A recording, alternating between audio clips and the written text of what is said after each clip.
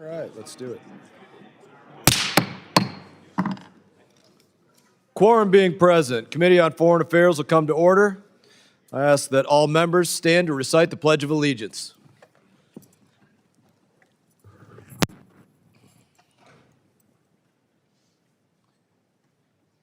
I pledge allegiance to the flag of the United States of America and to the republic for which it stands, one nation, under God, indivisible, with liberty and justice for all.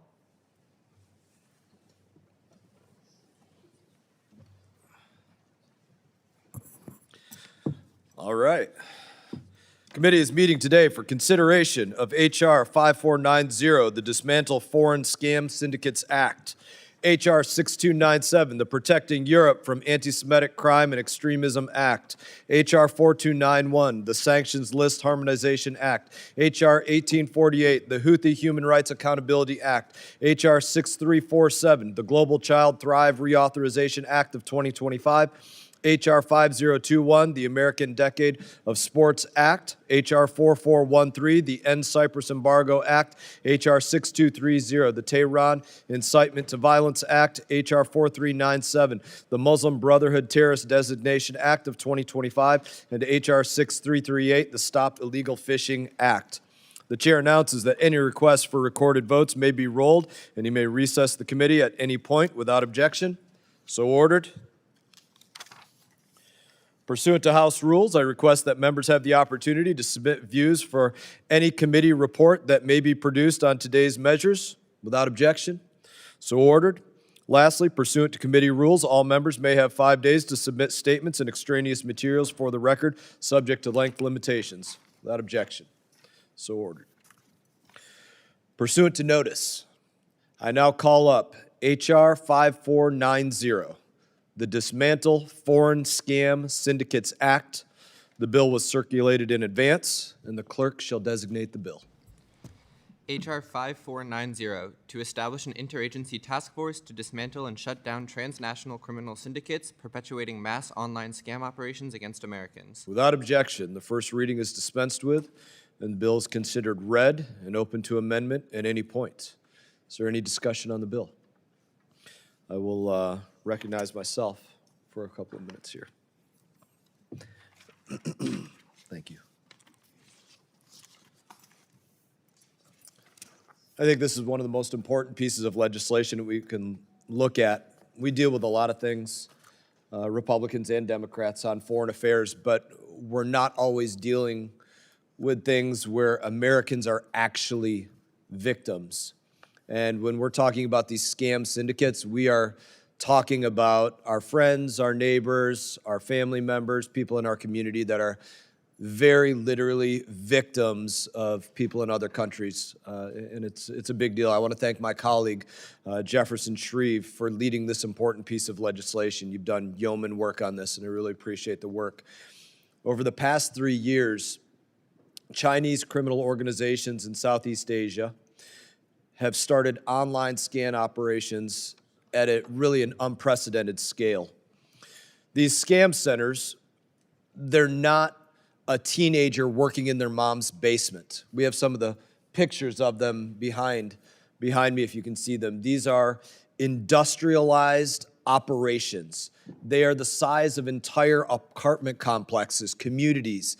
There are hundreds of them, not just one or two of them that operate around the world to go and take advantage of people. They're compounds. They've sprung up across Southeast Asia, in Burma, in Cambodia, in Laos in particular. They're massive. They're, like I said, they often contain thousands of scammers working 24 hours a day. These images behind me, they're two large scam centers in Cambodia and Burma. Many people think that, when they hear about these phone scams, like I said, it's just, a one-off or a couple people that are part of a small operation. These are massive, massive operations, often getting their energy and their support from the governments of the countries that they are operating in. They are supported by governments. The reality is these scams, these criminal conducts, these organizations, they are incredibly sophisticated. And by posing as love interests or business associates, they persuade unsuspecting people to deposit their cryptocurrency into fake investment platforms or find other mechanisms to otherwise steal their savings. Think of the unimaginable loss suffered by someone who's been scammed out of their life savings. Since 2023, Americans have lost at least $16 billion at the hands of these scam syndicates and their corrupt governments that protect them. $16 billion in lost savings of hardworking Americans. Americans are being targeted by foreign criminals with some very serious and devastating results. And to make matters worse, these scam centers used forced labor in many cases to run these scams around the clock. Around 300,000 victims of human trafficking are imprisoned inside of these kinds of massive compounds that we show these pictures of. And if they don't hit their quotas, they're tortured, or they're killed, or they're otherwise somehow suffering in an even worse way. Cambodia and Burma are both state sponsors of human trafficking. Government officials in both countries are complicit in this crisis, have already been sanctioned by the United States under both Democrat and Republican administrations. The U.S. government has taken many other strong actions already against these scam centers this year, but there has to be more that's done. This bill crucially codifies an interagency task force and strategy to address this urgent national security threat. And once again, I want to thank my colleague, Jefferson Shreve, for leading this effort, and I strongly support it. Do any other members seek recognition?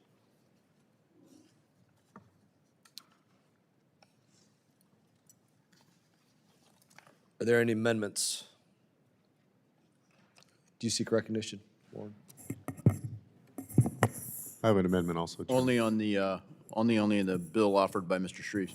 Okay, so we'll go to the amendment. All right. Do you have an amendment? Mr. Chairman, firstly, I appreciate the... 1 second, we're going to designate the amendment, I believe. Is that correct? Clerk shall distribute the Shreve amendment in the nature of a substitute. The amendment has been distributed by electronic device. Clerk shall report the amendment. Amendment in the nature of a substitute to H.R. 5490, offered by Mr. Shreve. Strike all after the enacting clause and insert the following. Without objection, further reading of the amendment is dispensed with.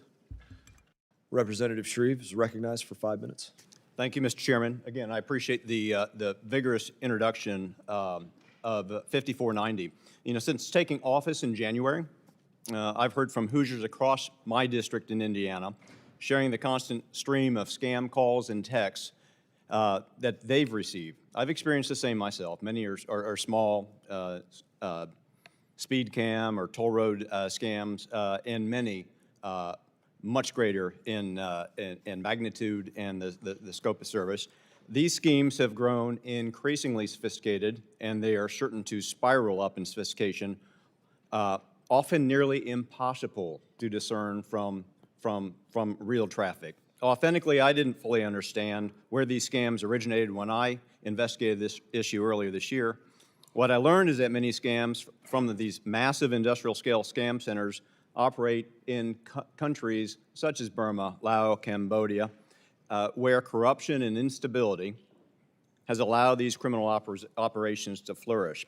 Under the military junta, Burma has become the global hub of the multi-billion-dollar scamming industry, with an estimated 120,000 scammers generating about $15 billion annually. In Cambodia, corrupt officials allow scam centers to operate openly, raking in roughly $12 billion a year, which we'd estimate about half of their GDP. China plays a central role in the rise of this industry.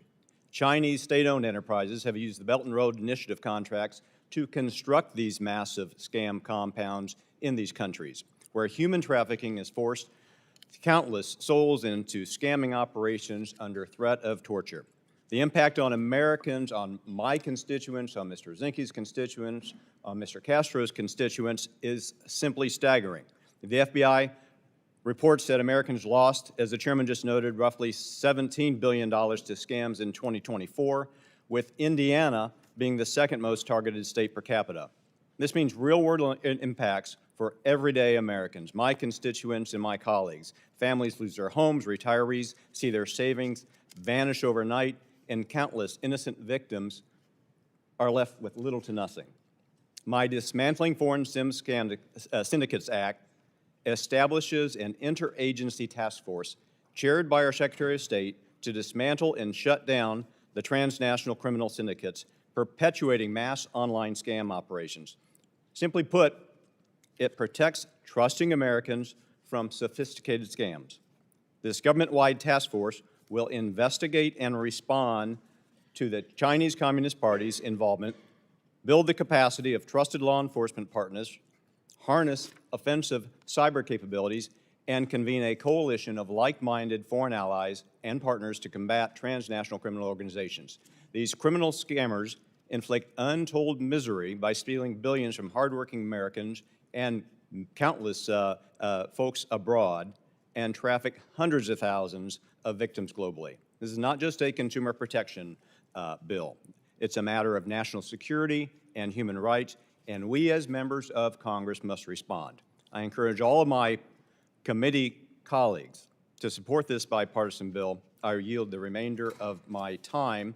And Mr. Chairman, if I may speak directly then to the amendment in the nature of a substitute. You were just speaking. We recognized your amendment, and you were speaking on the All right, amendment sir. just now. So you still have a minute remaining if you want to speak. Yes, sir. I appreciate the Chair and Ranking Member Meeks for working with me and my team on the amendment to ensure we produce strong bipartisan support on the issue of this fundamentally nonpartisan bill. While this amendment preserves many of the core elements of the original bill, it removes a specific list of individuals from the sanctions section. I want to be clear, the removal of this list does not mean individuals named are model citizens. Since the bill was introduced, the Treasury Department has already sanctioned several of the individuals previously listed. This includes the Prince Group, Chenzi, Ingdara, and others. Now, I look forward to continuing to work with both the Chair and Ranking Member to ensure the administration evaluates whether each additional individual on the list meets the statutory criteria for the imposition of sanctions. I urge support of the amendment, and I yield back. The gentleman yields back. Do any other members seek recognition? Ranking Member Meeks. Thank you, Mr. Chairman. I support Representative Shreve's A&S, and I want to thank him, as well as you, Chairman, for working with me to come to an agreement on this important bill.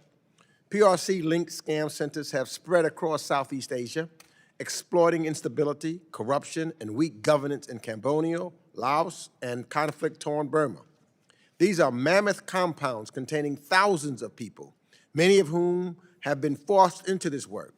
These compounds have become a hotbed of all kinds of transnational crime, human trafficking, narcotics trafficking, money laundering, and much, much more. This is now a $40 billion industry and is growing fast. These scams cost Americans more than $10 billion last year alone, shattering families and, in too many cases, the tragic loss of life. Enough is enough. We need to send a message to these Chinese criminal networks that they cannot continue stealing from the American people with impunity or enslaving and torturing these workers. I was disappointed that the majority removed the provision that would authorize $60 million in funding needed to carry out the kinds of programming the bill calls for: countering scam centers, bolstering law enforcement cooperation, and protecting the victims of trafficking and forced criminality. Still, this bill will help. It will help protect Americans, and it will clamp down on these PRC-backed operations that are destabilizing the entire region. Therefore, I urge all of my colleagues to support this ANS, and I yield back the balance of my time. Gentleman yields back. Any other members seek recognition? Mr. Davidson. I move to strike the last word, and I want to speak in support of Mr. Shreve's bill. This is a great bill. As chairman of National Security and Illicit Finance, these scam centers have become one of the central focuses in the House Financial Services Committee as well as here on the Foreign Affairs Committee. And these are transnational criminal organizations, and the threat they pose, I think, is accurately captured by the spirit of the bill, by the messages in support of it. And frankly, I haven't found a gap anywhere on this issue. I think this may be one of the most unifying things in Congress. So that's refreshing. It's hard to find issues like that. And so I congratulate you for this bill, Mr. Shreves. I urge all our colleagues to support it. I mean, just in October, the largest seizure ever by the Department of Justice, over 127,000 Bitcoin from a scam center in Cambodia. That's over $15 billion seized. And it was, by a guy who's still at large, Chen Xi, who's the founder of Cambodian conglomerate Prince Holding Group. He was charged in Brooklyn. And I think the thing that, has been stated by Mr. Shreves and now Mr. Meeks that can't be stated enough, the scam itself is bad. There are people who are being defrauded, and you have individual cases that are overwhelming our state and local law enforcement because it might be 50,000 here, 20,000 there, or $1 million in another place. But when you add it all up, the scope for America last year was over $10 billion. The scope around the world is huge. And the exploitation doesn't stop with the victims of the scam. Overwhelmingly, the people operating the scams are captured. They're slave labor, and they earn their freedom, maybe, if they scam enough people. This is a horrific situation for everyone that's involved. And I think that the scary thing here is you have nation-state sponsors where significant portions of some of these countries, a significant portion of their GDP comes from illicit activity. And we need to make it clear that the priority for the United States is we view you as co-conspirators with the operators of these scam centers.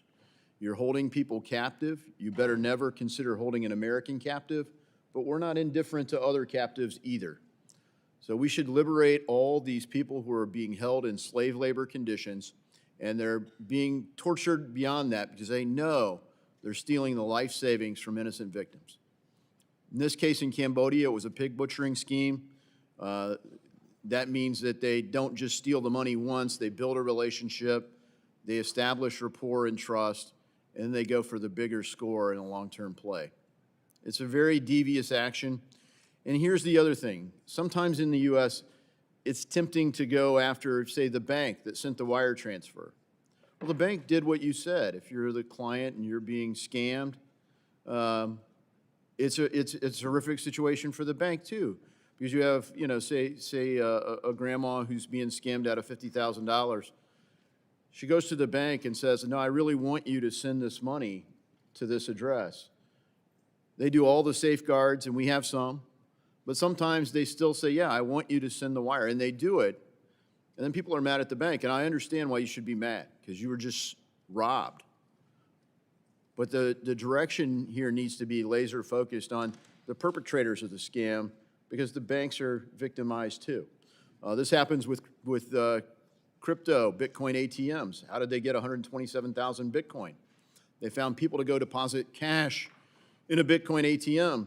And the Bitcoin ATM operator also does some screening. Are you sure this is what you want to do? Are you sure this is where you want the money to go? And they provide a service. Now, they charge for the service, just like banks charge for the service. And the customer says, yeah, that's what I really want to do. And they do it. Well, the ATM operator did the service you contracted them to do. I understand why you would be mad if you're the victim of this, but let's be clear, the real perpetrator of this, in this case, in the charge sheet anyway, is Chen Xi and Prince Holding Group in Cambodia. But there are tons of these things around the world, and I think we're right to target them with a whole-of-government approach. The federal government also needs to be a better resource for state and local governments to organize the effort here, and we're working on that in our committee. So for everyone that wants to have input on that, please reach out to our staff, because we're working on a financial services product that complements it. I urge everyone to support it, and I yield back. Gentleman yields back. Any other members seek recognition? Yep. Representative McBride. Thank you, Mr. Chairman. I, too, am proud to join in support of my colleague, Representative Shreve's Dismantle Foreign Scam Syndicates Act.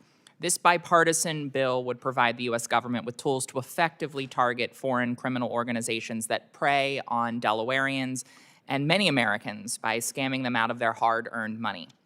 These scams are well known to everyone. I just received a scam call on my way here in the Capitol.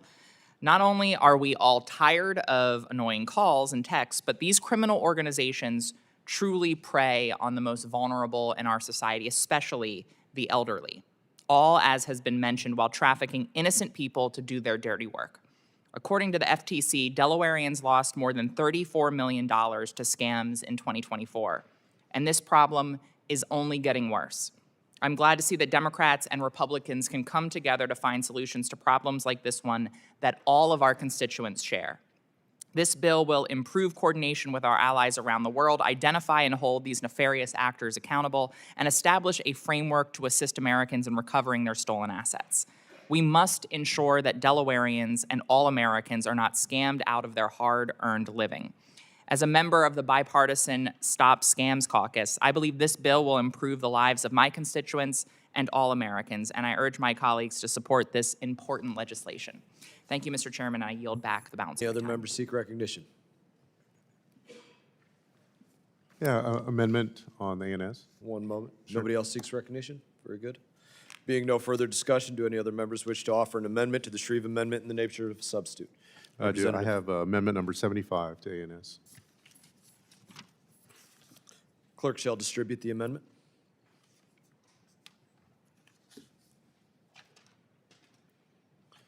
Clerk shall report the amendment. Amendment to the amendment in the nature of a substitute to H.R. 5490, offered by Mr. Castro of Texas. Insert after Section 8 the following section. Section 9, satellite imagery access to monitor human rights abuses related to scam centers in Southeast Asia.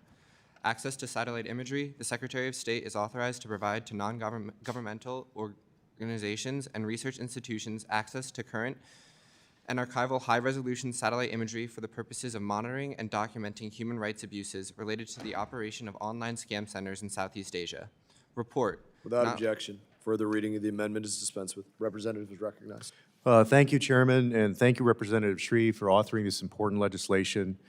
Just as across the country, there are many in Texas who get scammed on all sorts of different kinds of phone calls and texts and outreach over the internet, and lose in Texas probably hundreds of millions of dollars every year. So thank you for this legislation. And quite honestly, it's the kind of thing I wish we spent more time in Congress working on, things that really affect all of our constituents.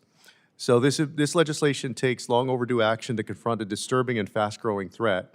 Transnational criminal syndicates, often backed by Chinese networks, running massive scam compounds in Southeast Asia. These operations defraud Americans out of billions of dollars, launder illicit funds across borders, and rely on the forced labor of human trafficking victims to operate. It's a toxic convergence of cyber fraud, human trafficking, and state corruption, and demands a whole-of-government response.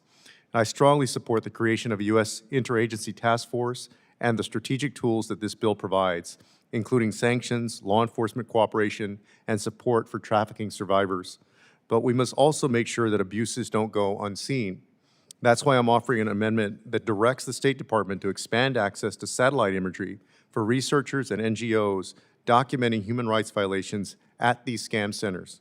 These compounds are often remote, fortified, and shielded from press or outside monitors. But from space, we can track their construction, monitor activity patterns, and support investigators working to expose atrocities. This approach has been highly effective in trafficking human rights abuses in Xinjiang, North Korea, Sudan, and in Southeast Asia. With this amendment, we can provide the human rights community with tools to document and report abuses that would otherwise remain secret. Under this legislation, the State Department would reserve the ability to decide when and with whom the satellite imagery will be shared. I urge my colleagues to support both the underlying bill and my amendment. Let's send a clear message. The United States will not turn a blind eye to modern slavery, digital predation, and the exploitation of vulnerable people across borders. I yield back, Chairman. Gentleman yields back. Recognize myself for a moment. I thank you for your amendment. I support your amendment.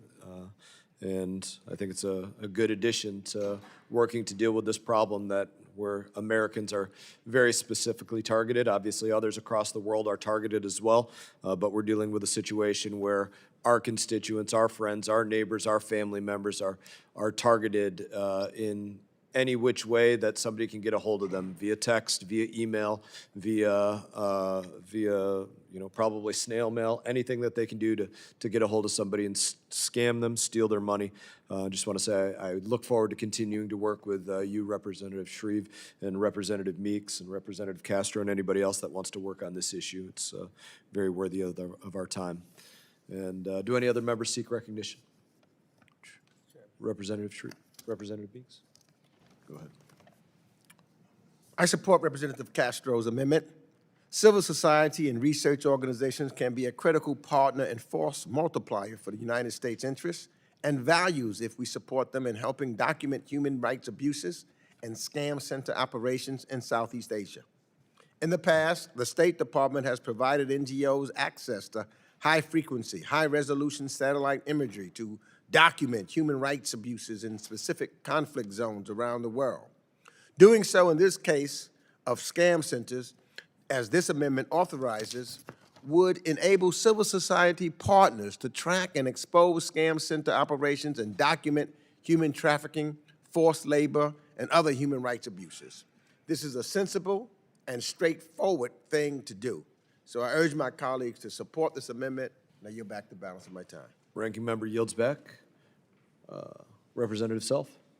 Thank you, Chairman. I just have a question of my colleague. The original bill had a total authorization of $60 million. I believe that the ANS strips that out. Is that correct? Correct.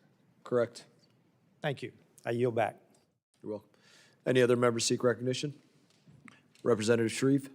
Thank you, Mr. Chairman. I simply want to thank Representative Castro for offering this amendment. Quite simply, it makes this bill better and stronger, and I urge adoption and yield back. Any other members seek recognition? There being no further discussion, the question now occurs on the amendment offered by Representative Castro. All those in favor signify by saying aye. Aye. All those opposed signify by saying no. In the opinion of the chair, the ayes have it, and the amendment is agreed to.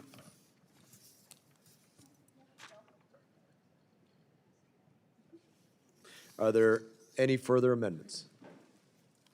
None. There being no further amendments, the question now occurs on the amendment in the nature of a substitute offered by Representative Shreve. All those in favor signify by saying aye. Aye. All those opposed signify by saying no. In the opinion of the chair, the ayes have it, and the amendment is agreed to.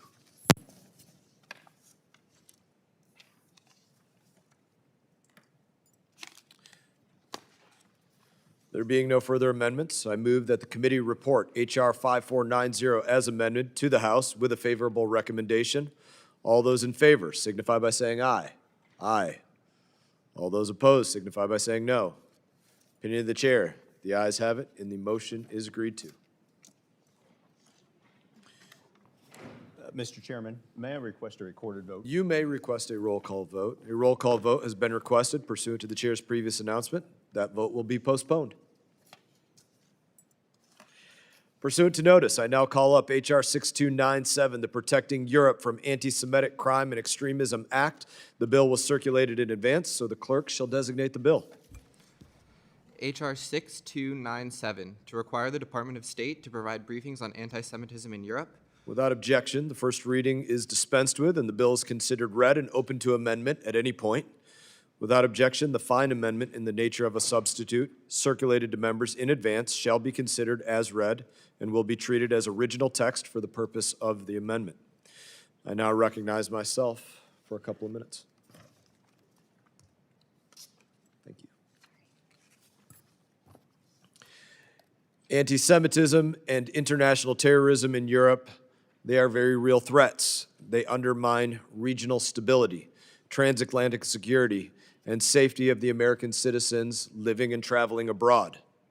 For instance, after October 7, Hamas' barbaric attack in Israel, France experienced over 1,000 anti-Semitic incidents in just 1 month that were reported. That doesn't count all the ones that went unreported. While Germany saw over a 240% increase. These numbers show the rapid escalation of anti-Semitic violence and the spread of international terrorism. Some more recent additional examples illustrate this trend. October 2, 2025, a deadly anti-Semitic attack at Manchester Synagogue during Yom Kippur killed 2 and injured 2 others. In March 2025, a 22-year-old was arrested in Madrid for attempting to set fire to the Riman Kosher, a busy kosher restaurant. Authorities charged him with anti-Semitic hate crime, an attempted murder, and arson. This bill, it builds upon the Trump administration's efforts to confront anti-Semitism and strengthen counterterrorism abroad. It ensures continued U.S. diplomatic engagement with European allies and requires regular consultations with Congress. I want to thank my colleague, the sponsor of this bill, Representative Fine, for his leadership on this issue, and I urge my colleagues to support this legislation. Is there any further discussion? Representative Fine, you are recognized. Well, thank you, Mr. Chairman, and I want to thank you for agendaing this bill to be heard today. One would have thought that October 7th would have resulted in less anti-Semitism in the world. The world's worst attack against Jews since the Holocaust, more Jews dying on any day since the Holocaust, one would have thought would have created an outpouring of sympathy and a heightened need to deal with anti-Semitism. But in Europe, that is not what happened, as the chairman so aptly described.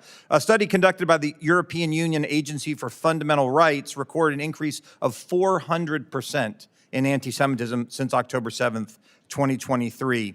96% of European Jews, effectively all of them, it said they encounter anti-Semitism in their daily lives. Now, I can give statistic after statistic after statistic, but I think it is more useful to reflect upon the actual stories of what has happened, to marvel at the fact in 2023, in 2024, and in 2025, we can see the likes that we have not seen since the 1930s in Europe. On November 8th, 2024, in Amsterdam, there was a pogrom, what they called a Jew hunt, where dozens of Israeli soccer fans were chased through Amsterdam by a mob of over 100 people screaming, "Free Palestine." In November of 2024, in Berlin, 13-year-old boys from a Jewish soccer team, 13-year-old children, were pursued by adult men yelling, "Free Palestine." In Milan, in September of 2025, assailants unleashed a vicious dog on a group of visibly Orthodox Jews.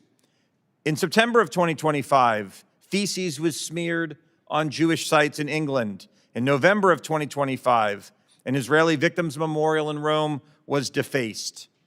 In July of 2025, 50 French Jewish children were kicked off of an airplane in Spain after one uttered simply a Hebrew word.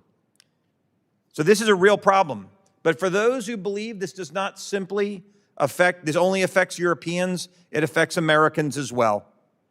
Less than 1 month ago, on October 10th, 2025, a Pakistani Muslim, while screaming Allahu Akbar, attacked an American in Milan, Italy, for having the crime of simply looking Orthodox because of his attire.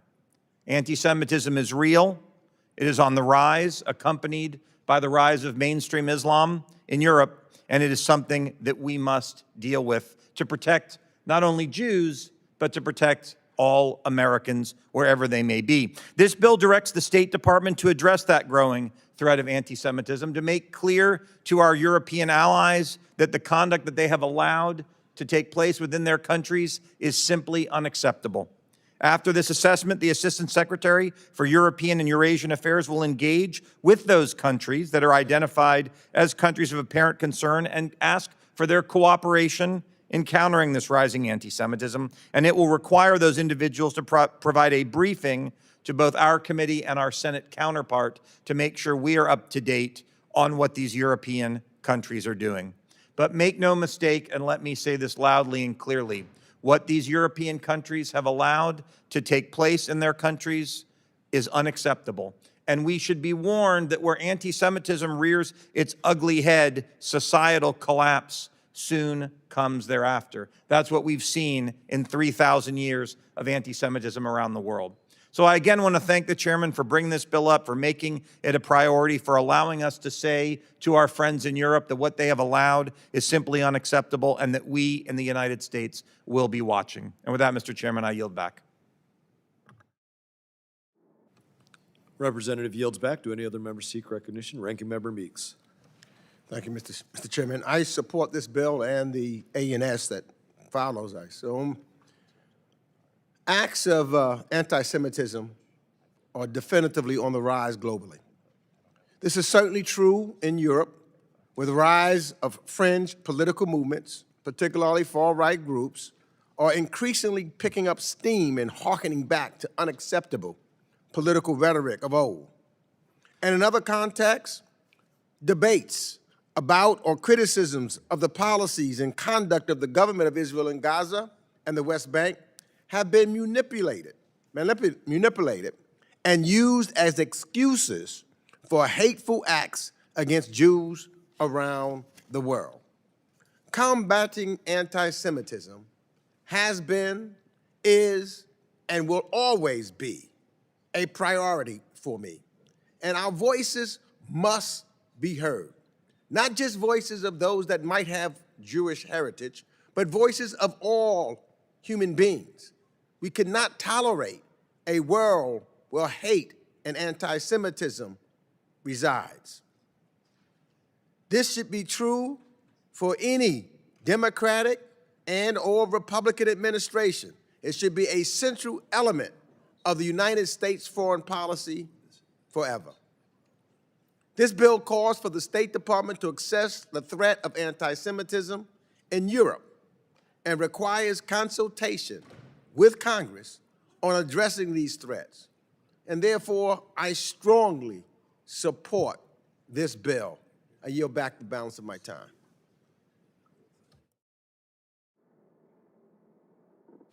Ranking Member yields back. Do any other members seek recognition? Very good. Representative Schneider. Thank you, Mr. Chairman. The one thing we know is that anti-Semitism in Europe is not new. It dates back many, many centuries, and as my colleague on the other side said, it doesn't end with the Jews, it starts with the Jews all too often.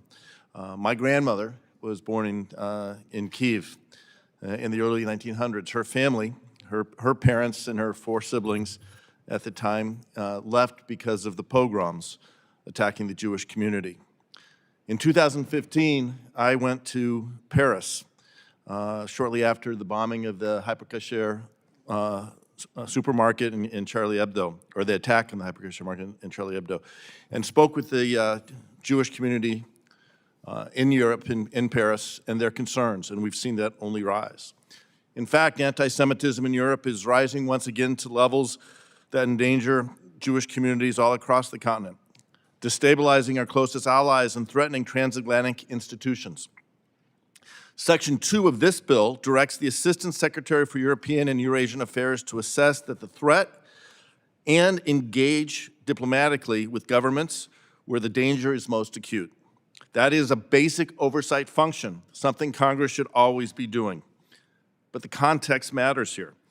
This legislation would not be necessary if the Trump administration had not spent the past year gutting and destroying the civilian institutions that detect, track, and counter violent extremism. Freezing assistance, hollowing out USAID, dismantling the State Department's capacity to analyze trends in antisemitism. These are choices, and these choices create blind spots that the extremists are using to exploit. When the administration undermines independent institutions at home while ignoring anti-Semitism abroad, Congress has an obligation to step in. This bill does something narrow but important.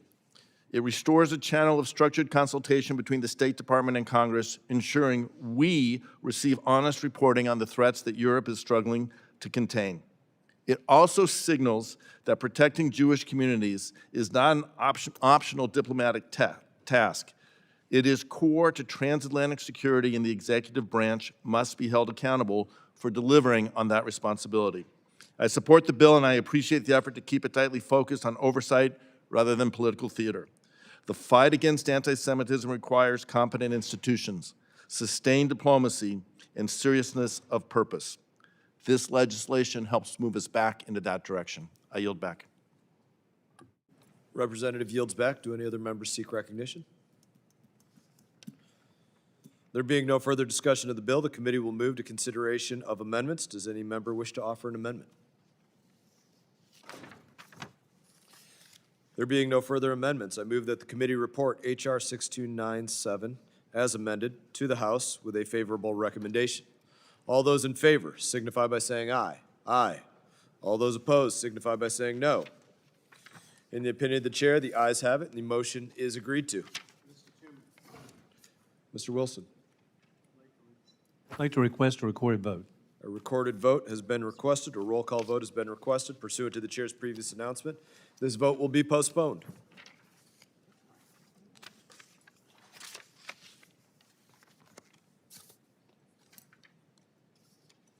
Thank you. Pursuant to notice, I now call up H.R. 4291, the Sanctions List Harmonization Act. The bill was circulated in advance, and the clerk shall designate the bill. H.R. 4291, to require a review of whether individuals or entities subject to the imposition of certain sanctions through inclusion on certain sanctions lists should also be subject to the imposition of other sanctions and included on other sanctions lists. Without objection, first reading is dispensed with, and the bill is considered read and open to amendment at any point.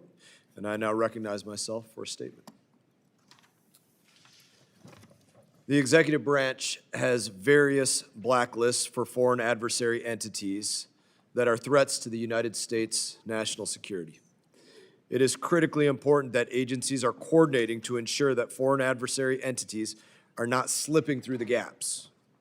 This bill ensures foreign adversaries are not evading penalties by requiring agencies to share information with each other in a timely manner and review each other's respective blacklists. Put simply, this bill ensures that all interagency sanctions officials are on the same page and working with the same information. This bill is both basic good governance and critical for American national security. I want to thank my colleague, Mr. Fine, for leading this important legislation, and I urge my colleagues to support its passage. Is there any further discussion? Ranking Member Meeks. I support this measure. It is imperative that our federal agencies share information effectively. This bill will ensure that once an agency adds an entity to its sanctions list, all other agencies are conducting timely reviews to determine whether that entity warrants inclusion on their lists as well. While I believe agencies are informally doing this work already, codifying the need to conduct timely reviews is a reasonable step. It is critical that the various lists this bill is trying to harmonize remain distinct. Why? Because each list serves a different policy purpose. We need smart and effective policies, not a one-size-fits-all approach when it comes to economic statecraft, and especially our competition with China. In some cases, financial sanctions are the right response. In others, we may want to keep the PRC reliant on U.S. exports and reinvest in the revenue into maintaining our innovation and technological edge. And there are circumstances where we must restrict the export of advanced technology to a particular entity, even though its actions do not justify financial sanctions. Our sanctions are designed not just to be punitive, but to have a policy impact.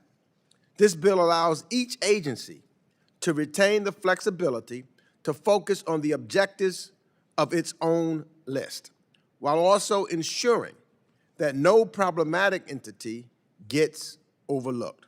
And so I support this measure, and I yield back the balance of my time. Ranking member yields back. Is there any further discussion? Representative Fine. Well, thank you, Mr. Chairman, and thank you for also hearing this bill. This is a great example of, I think, where the left hand doesn't talk to the right hand. So to put it in clear perspective, 3 of our government agencies, the Department of War, the Treasury Department, and the Commerce Department, all look for bad guys that we shouldn't be doing business or working with, yet they don't necessarily talk to each other. Between these 3 agencies, there are 6 separate lists, and lest someone ask, well, of course they're talking and they're making sure. As of June of 2023, 7 companies were on both 2 of the lists, but not on the Department of War list. 1 company was not on a different agency list, and there were 57 companies on 2 lists, but not a third. What this bill does is say if one of our federal agencies identifies a harmful Chinese actor, a terrorist, or these other reasons why we should not be working with them, that the other agencies monitoring and creating these lists should at least be forced to go through the process of taking a look at whether they should be on their own. It doesn't mandate them to do it, but if they choose to disagree with the views of their partner agency, they have to justify the reasons for doing that.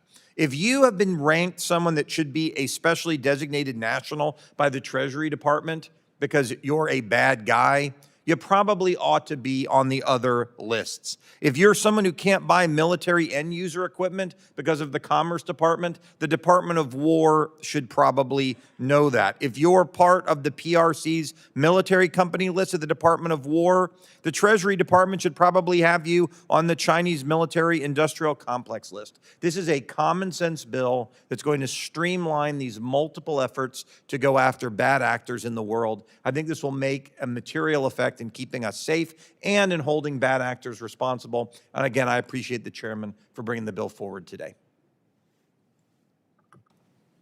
Representative yields back. Is there any further discussion? Mr. Chairman? Oh, very good. Yeah, I'd move to strike the last word. I just want to thank the gentleman for bringing this. For decades, we have had a problem in the federal government of bad actors moving from one place to the other.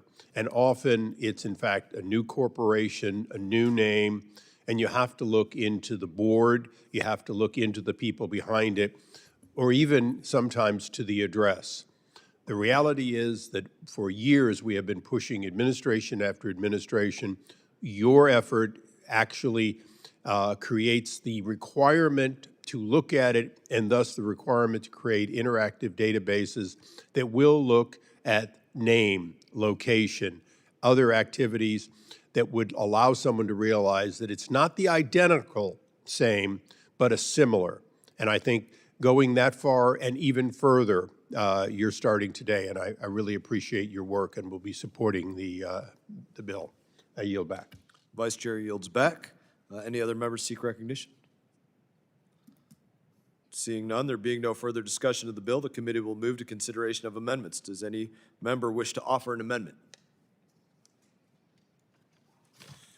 There being no further amendments, I move that the committee report H.R. 4291, not amended, to the House with a favorable recommendation.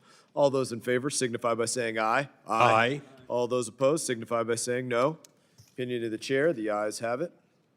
Mr. Chairman, I'd like a recorded vote on that. Recording vote has been requested pursuant to the chair's previous announcement. This vote will be postponed.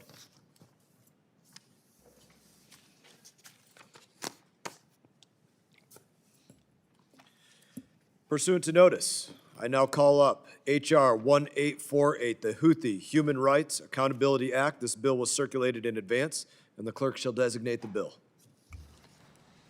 H.R. 1848, to authorize the imposition of sanctions with respect to the Houthis and for other purposes. Without objection, the first reading is dispensed with, and the bill is considered read and open to amendment at any point, and I recognize myself in support of this bill.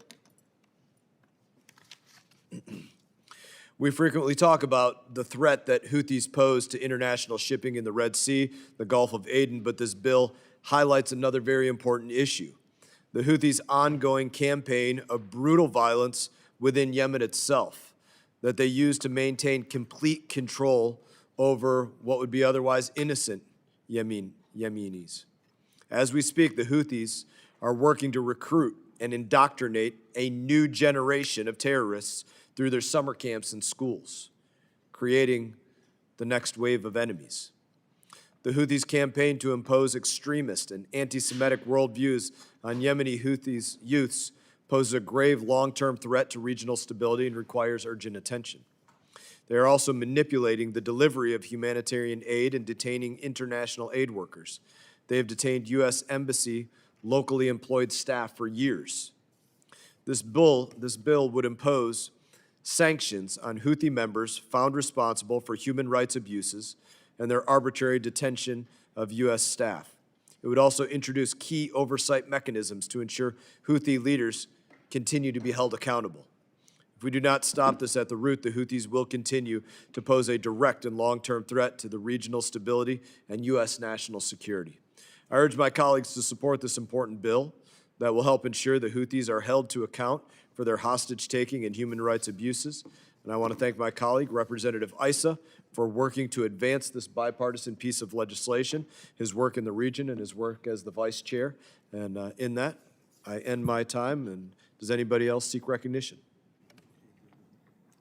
Representative Issa is recognized. Thank you, Mr. Chairman. And as you aptly said, this is a bipartisan bill with my colleague from California, Mr. Sherman. And I just want to share, in support of the bill, some recognition of what Yemen was before the Houthis. I was on Codels that went to the region, went to Yemen, and saw a country that was poor, that had huge problems, including drug trafficking and the like. But I also visited the Jewish quarter, purchased jewelry made there, some of it looking ancient, some of it, in fact, brand new. There was a thriving community with synagogues and a tolerance of their people for their fellow man and their fellow Yemenis. That was before the Houthis. Since that time, they have destroyed the ability to be anything other than what they want you to be. They have imposed Sharia law. They have, in fact, as the chairman said, used this as a base to shell and destroy commerce as best they could.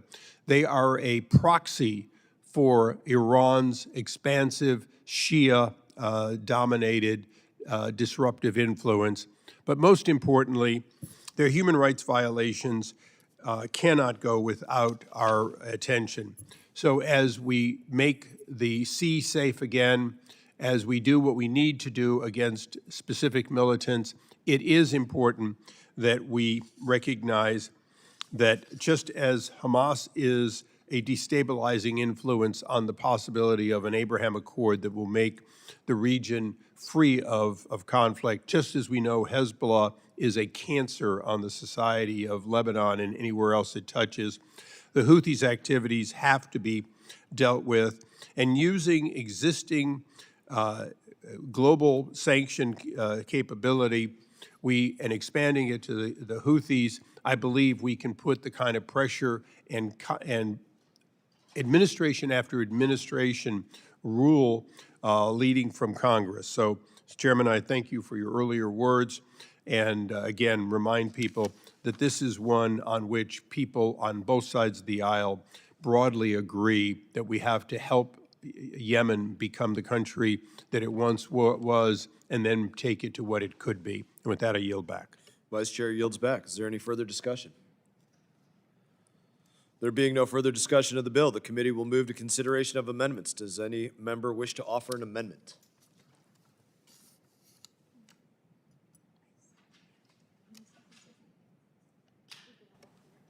Oh, I'm sorry, Mr. Chairman, I have an amendment to the bill at the desk. The clerk shall distribute the amendment in the nature of a substitute, number 99. The amendment has been distributed by electronic device. Clerk shall report the amendment.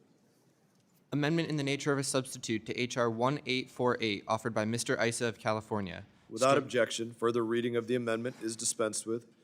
The gentleman is recognized. Thank you, Mr. Chairman. I apologize. My notes had said that I was introducing the amendment, the bill as an amendment in the nature of a substitute. But now this is a small technical correction, but it is significant to allow it to comply with being included in the broader bill. It simply removes USAID language from it, and which is moot at this point, and makes the bill one that can go forward as part of a package. And with that, I urge support for the amendment and yield back. Representative yields back. Do any other members seek recognition? Ranking Member Meeks. Thank you, Mr. Chairman. I support Mr. Issa's bill because we must continue to call attention to the unnecessary and unjust suffering of Yemeni civilians at the hands of the Houthi movement. Millions of Yemenis are experiencing persistent food scarcity, reoccurring disease, and medical goods shortage because of illegal restrictions imposed on aid by the Houthis. The Houthis continue to leverage life-saving aid while enforcing oppressive policies on women, employ child soldiers, and arbitrarily detain aid workers and political opponents. This bill draws attention to these abusive practices through 3 reporting requirements that will help us better understand the Houthi efforts to block humanitarian assistance and the extent of their ongoing human rights abuses. This legislation also requires determinations on whether the global Magnitsky or Levinson Act sanctions for gross human rights abuses and hostage-taking are warranted.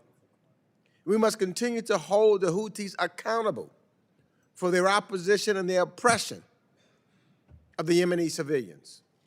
So I want to thank Mr. Issa and my colleagues for bringing the attention to these issues, and I urge all of us to support this measure, and I yield back the balance of my time. Ranking Member yields back. Do any other members seek recognition? There being no further discussion, do any members wish to offer an amendment to the Issa amendment in the nature of a substitute? There being no further amendments, the question now occurs on the amendment in the nature of a substitute offered by Representative Issa. All those in favor signify by saying aye. Aye. All those opposed signify by saying no. In the opinion of the chair, the ayes have it and the amendment is agreed to. Thank you. There being no further amendments, I move that the committee report H.R. 1848 as amended to the House with a favorable recommendation. All those in favor signify by saying aye. Aye. All those opposed signify by saying no. Opinion of the chair, the ayes have it, and the motion is agreed to. Representative requests a recorded vote. A roll call vote has been requested pursuant to the chair's previous announcement. This vote will be postponed.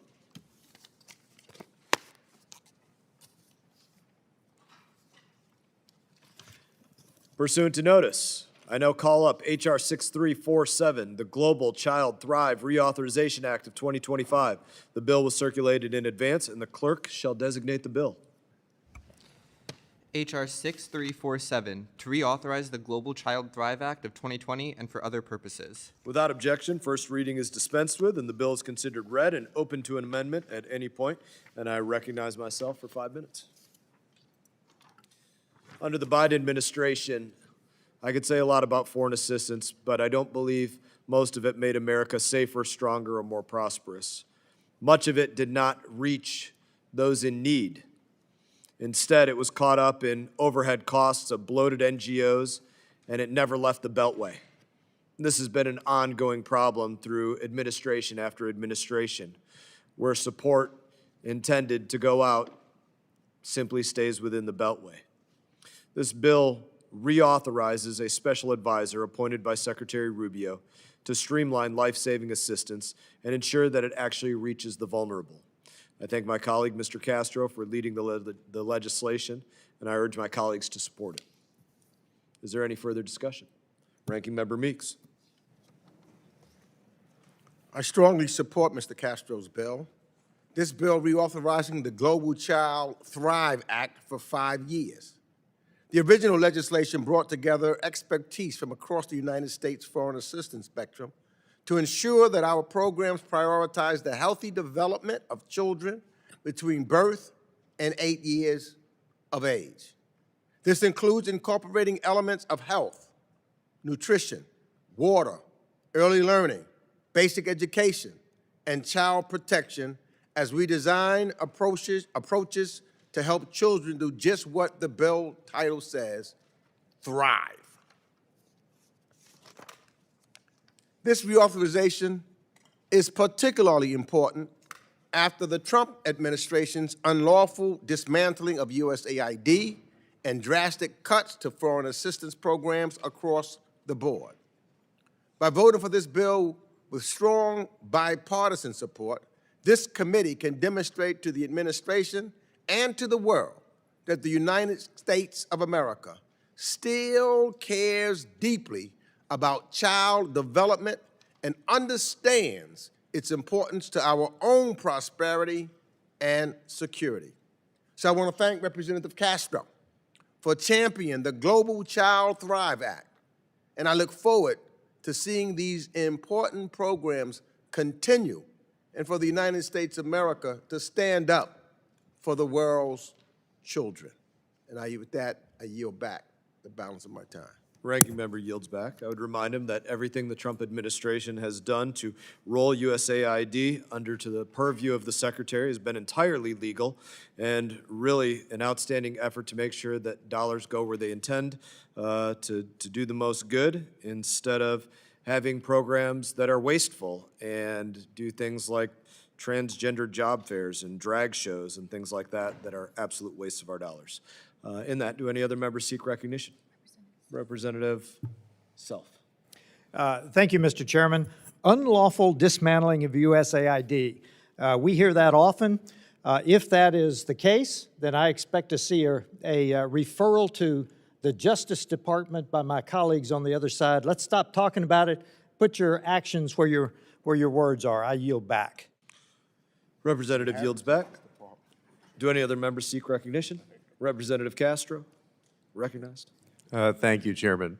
5 years ago, Democrats and Republicans came together to pass the Global Child Thrive Act and made early childhood development a core pillar of America's foreign assistance. We recognize that if we want safer, more prosperous societies, we have to start by helping children thrive. Today, we're renewing that commitment. The Global Child Thrive Reauthorization Act of 2025 does 3 simple but essential things. First, it directs the Secretary of State to appoint the Special Advisor for Assistance to Orphans and Vulnerable Children. This doesn't create a new position. Existing law has already established this position and provided the Secretary of State with the authority to appoint someone to the role. This bill requires the Secretary to exercise that authority. Second, the legislation requires the State Department to issue new implementing directives for the Global Child Thrive Act. In 2020, the Congress required the State Department to integrate early childhood development into foreign assistance programs. Given the significant changes to U.S. foreign assistance programs over the last year, including the effective closure of USAID, it's important that new directives are issued to implement the legislation.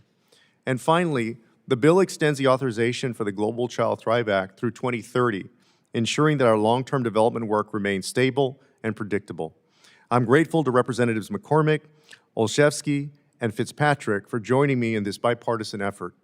And we may disagree on many things in this committee, but we should all agree that investing in children early, intentionally, and consistently makes the United States safer and strengthens our partnerships around the world. I urge my colleagues to support this reauthorization and to join us in ensuring that American leadership continues to give the world's most vulnerable children a fair chance in life. With that, I yield back, Chairman. Do any other members seek recognition? Representative Olszewski.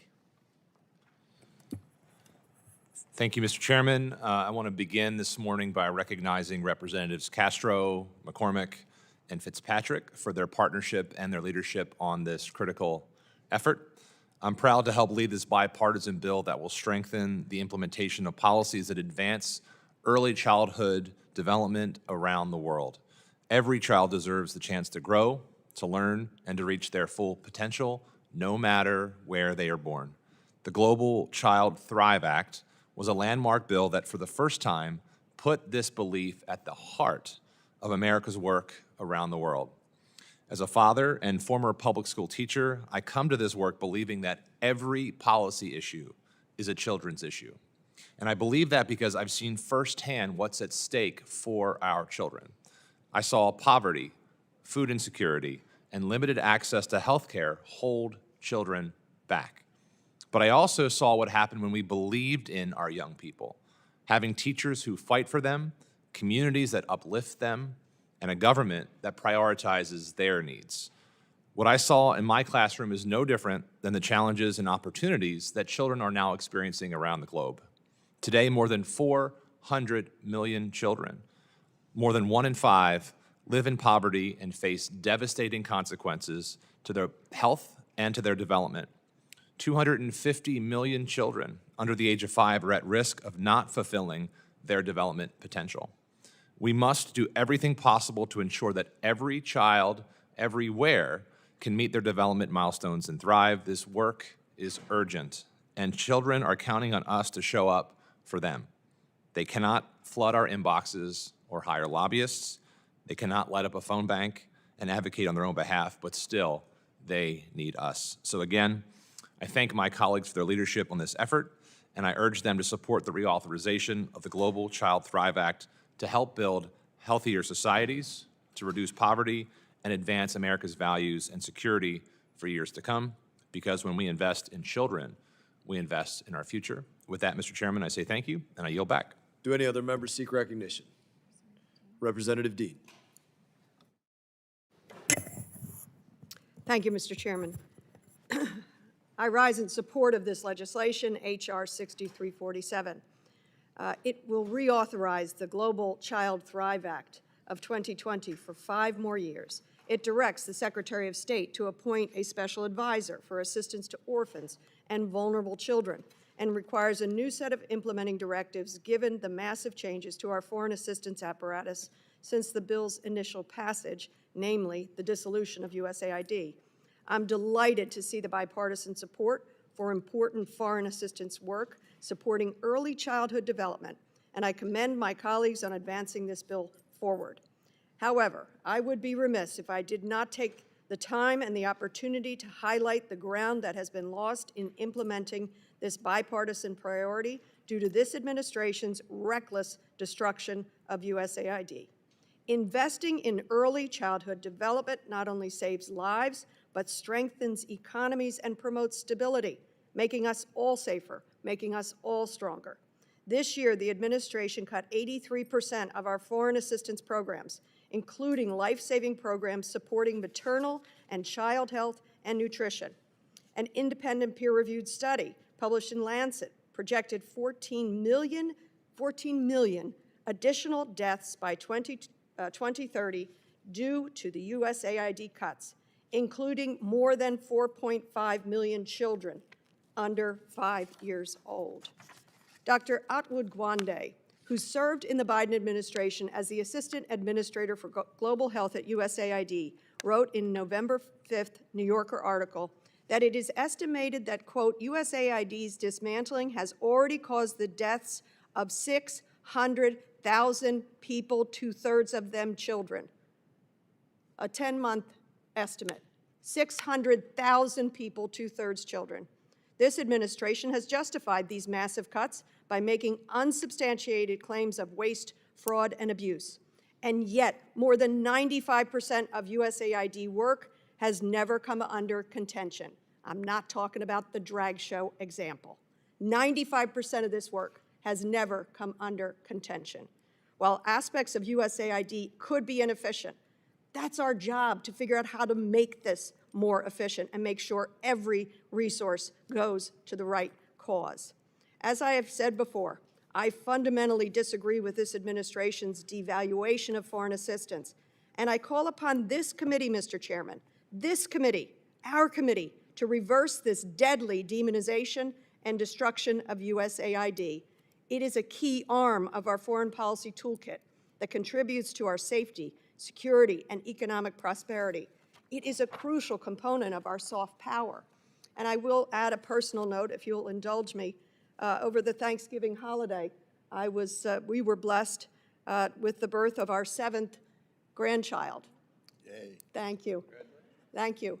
And she came to us, it was a struggled pregnancy, and she came to us premature. And she is in excellent care in a NIC unit, receiving the nutrition and the maternal care that my daughter-in-law needs. And I can't help but thinking, every single time I visit or I think of them, what would have happened had this baby come into the world in an area that USAID was cut off? Would she get the nutrition, the maternal assistance needed to have this baby live, thrive, and grow old? This administration's cut of USAID, I think, is immoral. And we, this committee, must be at the forefront of restoring that aid. With that, Mr. Chairman, I yield back in support of this bill, H.R. 6347, and I seek unanimous consent. Representative yields back. Congratulations. Thank you. I would comment additionally, though, and that's simply to say, if you're upset about this, point your anger where it needs to be directed. And that's at the Democrat Party, Secretary Blinken, It's called democratic. President Biden. It's an adjective. Yeah. Democratic Party. Point your anger where it belongs. Those that were coming up with wasteful, abusive programs like drag shows in Ecuador, transgender operas, transgender plays, transgender musicals, As you sit by transgender and job fairs in 600,000 Bangladesh people have for died. $800,000. All of the waste and abuse that we brought receipts for. Direct your anger where it belongs. Go look in the mirror. Do any other members seek I recognition? seek unanimous consent, sir. No other members seek I recognition. seek Well, unanimous I gotta consent. You're not reply to that. recognized. If you want to be recognized, you can request. You're not recognized, Ms. Steve. I just want to say I that didn't recognize you yet. Do any other seek members seek recognition. recognition? Chair, I'll seek recognition. I don't think you're quite in the order yet. Okay. So, who seeks recognition? Representative Schneider. Thank you, Chairman. I'd like to yield my time to my colleague, Ms. Dean from Pennsylvania. I thank you, Mr. Schneider. I seek unanimous, I have already been recognized. I enter onto the record 3 articles. Number 1 is a New Yorker documentary. The shutdown of USAID has already killed hundreds of thousands. A second article, Federation of American Scientists, investing in young children strengthens America's global choice. And a third article from UNICEF on the same topic of early childhood support. And I thank you. Gentlemen, I yield back. Thank you. I yield back.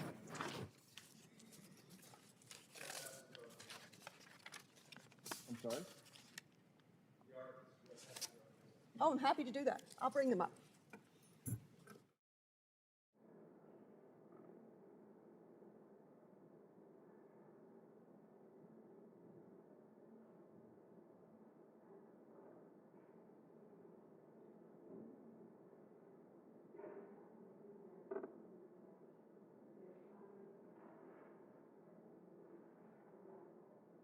Leadership. Yes. American leadership. We will lead by ending the waste, fraud, and abuse that your party led. You're welcome. Next recognition. Were you two already recognized on this, or no? Did you speak already? If you want to make a comment, by all means do so. my comment just is, number 1, to Mr. Self. This is under litigation. The illegal dismantling of USAID is currently under litigation. Number 2, as Ms. Dean, Representative Dean has indicated, 95%, if you take just what you've talked about, Mr. Chairman, that's less than 5% of the USAID budget. And we can differ on policy. We can fix things that we think are incorrect. But to do away with an agency that saved millions of lives is not United States leadership. And it's not what the world and the American citizens expect of us. I thank the ranking member for his comments. We represent the people of the United States of America. We represent their dollars. We need to be able to justify how any $1 is better off going somewhere else than staying in their pocket. So again, I would encourage, point your anger where it belongs, at the programs that were being conducted under Secretary Blinken and the State Department, which caused this reflection to end these wasteful and fraudulent USAID and State Department programs and have it rolled under the direct command and control of the Secretary of State. Might be in a different, I can't say that we'd be in a different place. I can't say that because I can't read into the non-existent hypotheticals. But the facts are the waste, fraud, and abuse that took place over the previous 4 years. And that's why we are where we are. Were you recognized already, Mr. Self, for this? Then Representative Fine is recognized. Well, thank you, Mr. Chairman. You know, back when I was a businessman and I worked with people, I had a policy where if I found a mistake in a spreadsheet that I was analyzing, I stopped reviewing the spreadsheet and I sent it back to my staff to redo it from the start. Because where there was one mistake, where there was that level of carelessness to bring that mistake to me, there were probably 5 or 10 or 15 or 20 more. And so the people who made the decision to create this waste that you all want to categorize as some small percentage were so careless with the use of taxpayer dollars that it requires us to question all of the activities that you are going to. Because I reject the premise that I should say, well, the same person who thought a transgender play in Uganda was a good idea is somehow being responsible with the rest of the money. What folks should particularly understand is none of this money was actually paid for. All of it was borrowed from our children and grandchildren. So to have money that we have to pay back in the future be spent in such a callous and uncaring way that makes a laughingstock of our foreign policy, I think is a real disgrace. And what I would say to the people who are upset about this is they should be upset at the people who created the conditions that allow these agencies to be upset. Had these absolutely insane examples not been out there, it would not have undermined the confidence in the underlying agency. And so with that, I think what we've done here is a good thing. I'd yield the balance of my time to Representative Self if he'd like another bite at the apple. Thank you. Yeah, what we're hearing here is what we have uncovered is the United States government pays for everything. I mean, just domestically. Under the SNAP program, most of it was not nutrition. We have a healthcare that exists, a healthcare system that exists on subsidies piled on tops of subsidies, and we find ourselves $38 trillion in debt. We only vote on 17% of the budget. 83% of it is on autopilot. And the director of the CBO in a recent budget committee hearing said that we are on target for $62 trillion. So what we're hearing here on the other side of the aisle is we want to continue to pay for everything. And I yield back. Representative yields back. I believe Representative Kumlager-Dove is next. Thank you, Mr. Chair. I was looking at the title of this bill, Global Child Thrive Act, and wondering why there's so much contention around helping children thrive. That should be the most benign thing ever that we talk about. I agree. The people of the United States do care about how their dollars are being spent. They also care about humanity within their own communities, within their country, and around the world. We're not having, I don't think the American people are interested in shelling out dollars so that our FBI director can go on a date. We should be talking about that if we want to talk about how we're using dollars. But when I think about the Global Child Thrive Act, I think about things like RUTF, right? These ready-to-use therapeutic foods that cost pennies on the dollar to make, that are actually made with American products, with our dairy, with our soybean. And for pennies on the dollar, we can feed hundreds of thousands of people around the world, children who are at risk of death from starvation. And not only does it help those children, those families, maybe that community, because if those children are not eating, then those parents have to pick between horrific options that oftentimes include death. But they are benefiting Americans because it's American farmers who are growing the products that go into the RUTFs. I'm thinking about the prenatal vitamins that we are making, that we can make, that cost pennies on the dollar, so that when we go to church and when we pray for the hungry and the sick everywhere, we also know that we can make a difference everywhere because American products are going into a supplement that is saving a child's life. And isn't it cheaper for those pennies to go into an RUTF paste, to go into a prenatal vitamin, as opposed to dollars and hundreds of dollars that go into a bullet? So I know everyone's all like, choked up on getting all partisan, but like dial it down. Dial it down and connect back to humanity.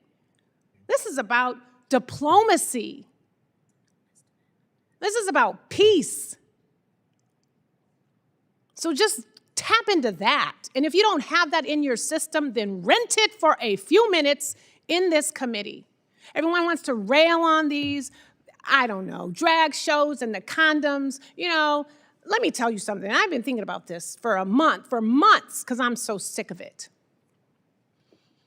The condoms that we were giving out were going to women who are being raped by folks called terrorists. So if you're not interested in a woman being raped and giving birth to a baby terrorist who's interested in harming this country and our citizens and our allies, then hey, maybe spending a little bit of money on some plastic, on some rubber, might help save us. So just think it out. Get off the rhetoric. Think about these children. Think about the women who are being raped, who are being starved, who in another world could be related to you.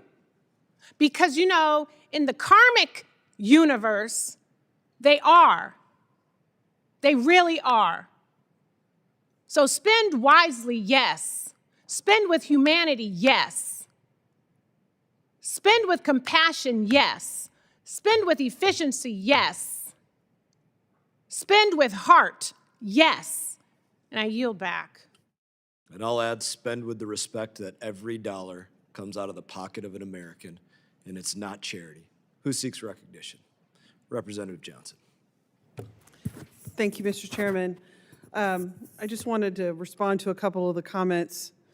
I just want to echo the sentiments of Representative Kamlager-Dove that this is the Child Thrive Act. And if we don't care about children thriving in this country and in this universe, when we are the richest country on earth, then our moral clarity and our moral compass and our moral guidepost has gone way, way astray.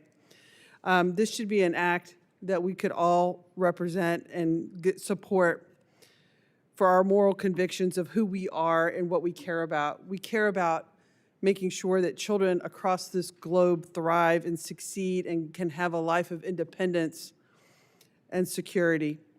In response to Representative Self's comments, I think it's a little rich that Republicans are so concerned about a deficit that they voted to add $4 trillion to this last budget cycle solely so a few could have a tax break.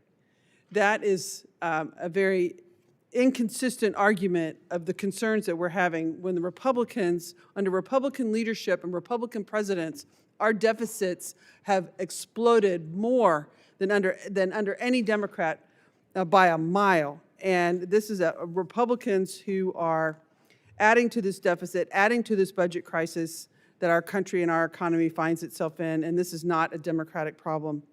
And with that, I'd like to yield the balance of my time to Representative Schneider. Thank you. I appreciate that. And, I'm going to join with everyone saying we got to be better.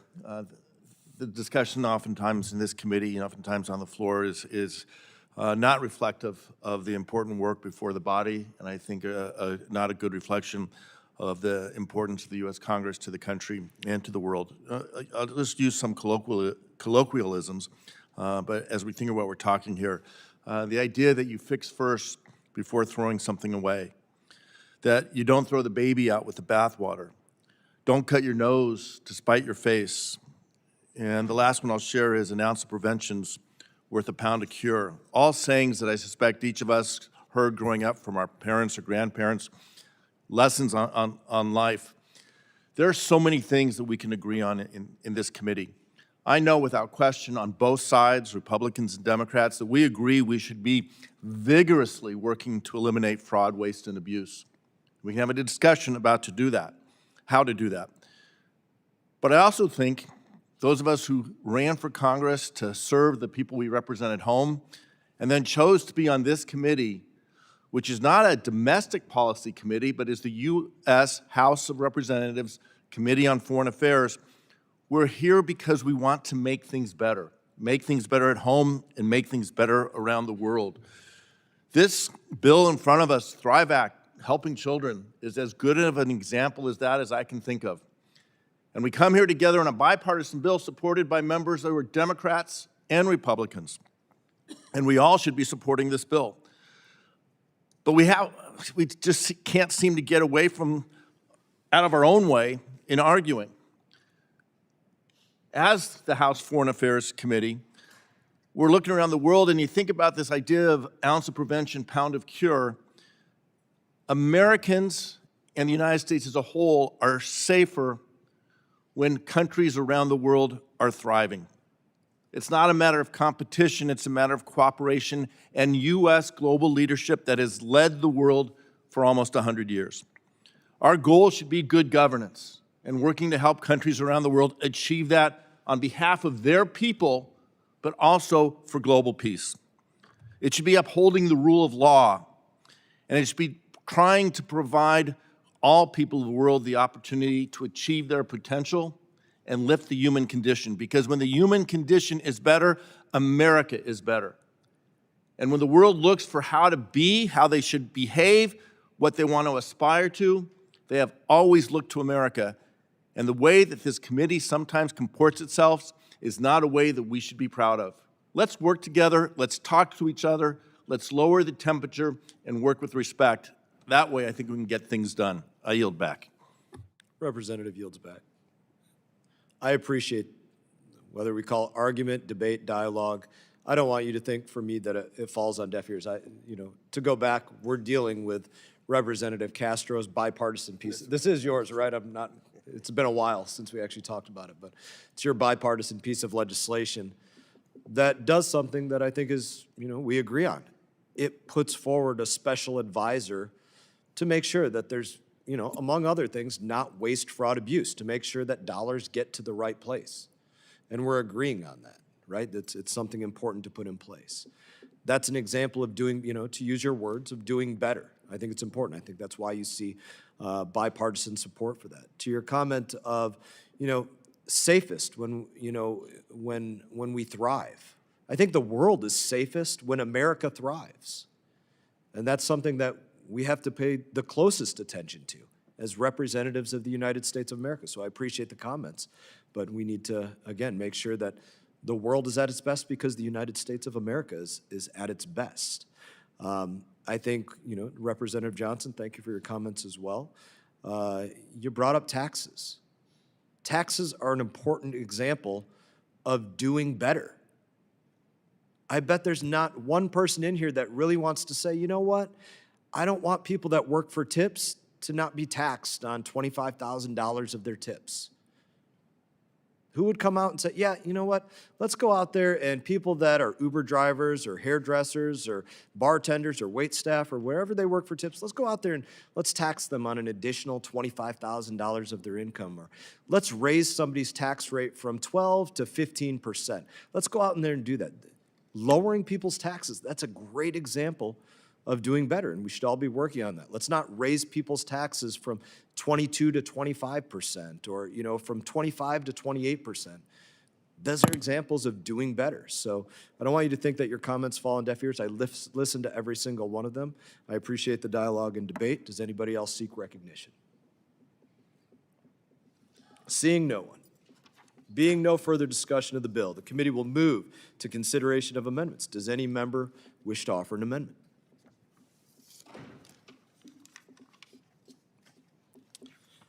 There being no further amendments, I move that the committee report H.R. 6347 to the House with a favorable recommendation. All those in favor signify by saying aye. Aye. All those opposed signify by saying no. Opinion of the chair, the ayes have it. I ask for a roll call vote, Chair. Motion is agreed to. A roll call vote has been requested. Pursuant to the chair's previous announcement, this vote will be postponed.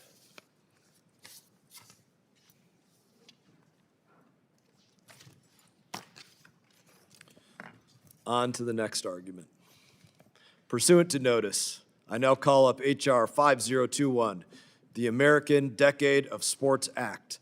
The bill was circulated in advance, and the clerk shall designate the bill.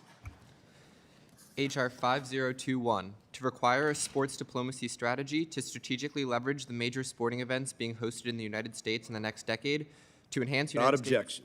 The first reading is dispensed with. The bill is considered read and open to amendment at any point, and I recognize myself for a statement. From the 2026 FIFA World Cup to the 2028 Summer Olympics and the 2034 Winter Games, Salt Lake City, the United States is on the heels to host mega decade of major sporting events. These events will draw massive crowds, global attention, and it really is a unique opportunity to leverage them to show the homeland of the United States of America.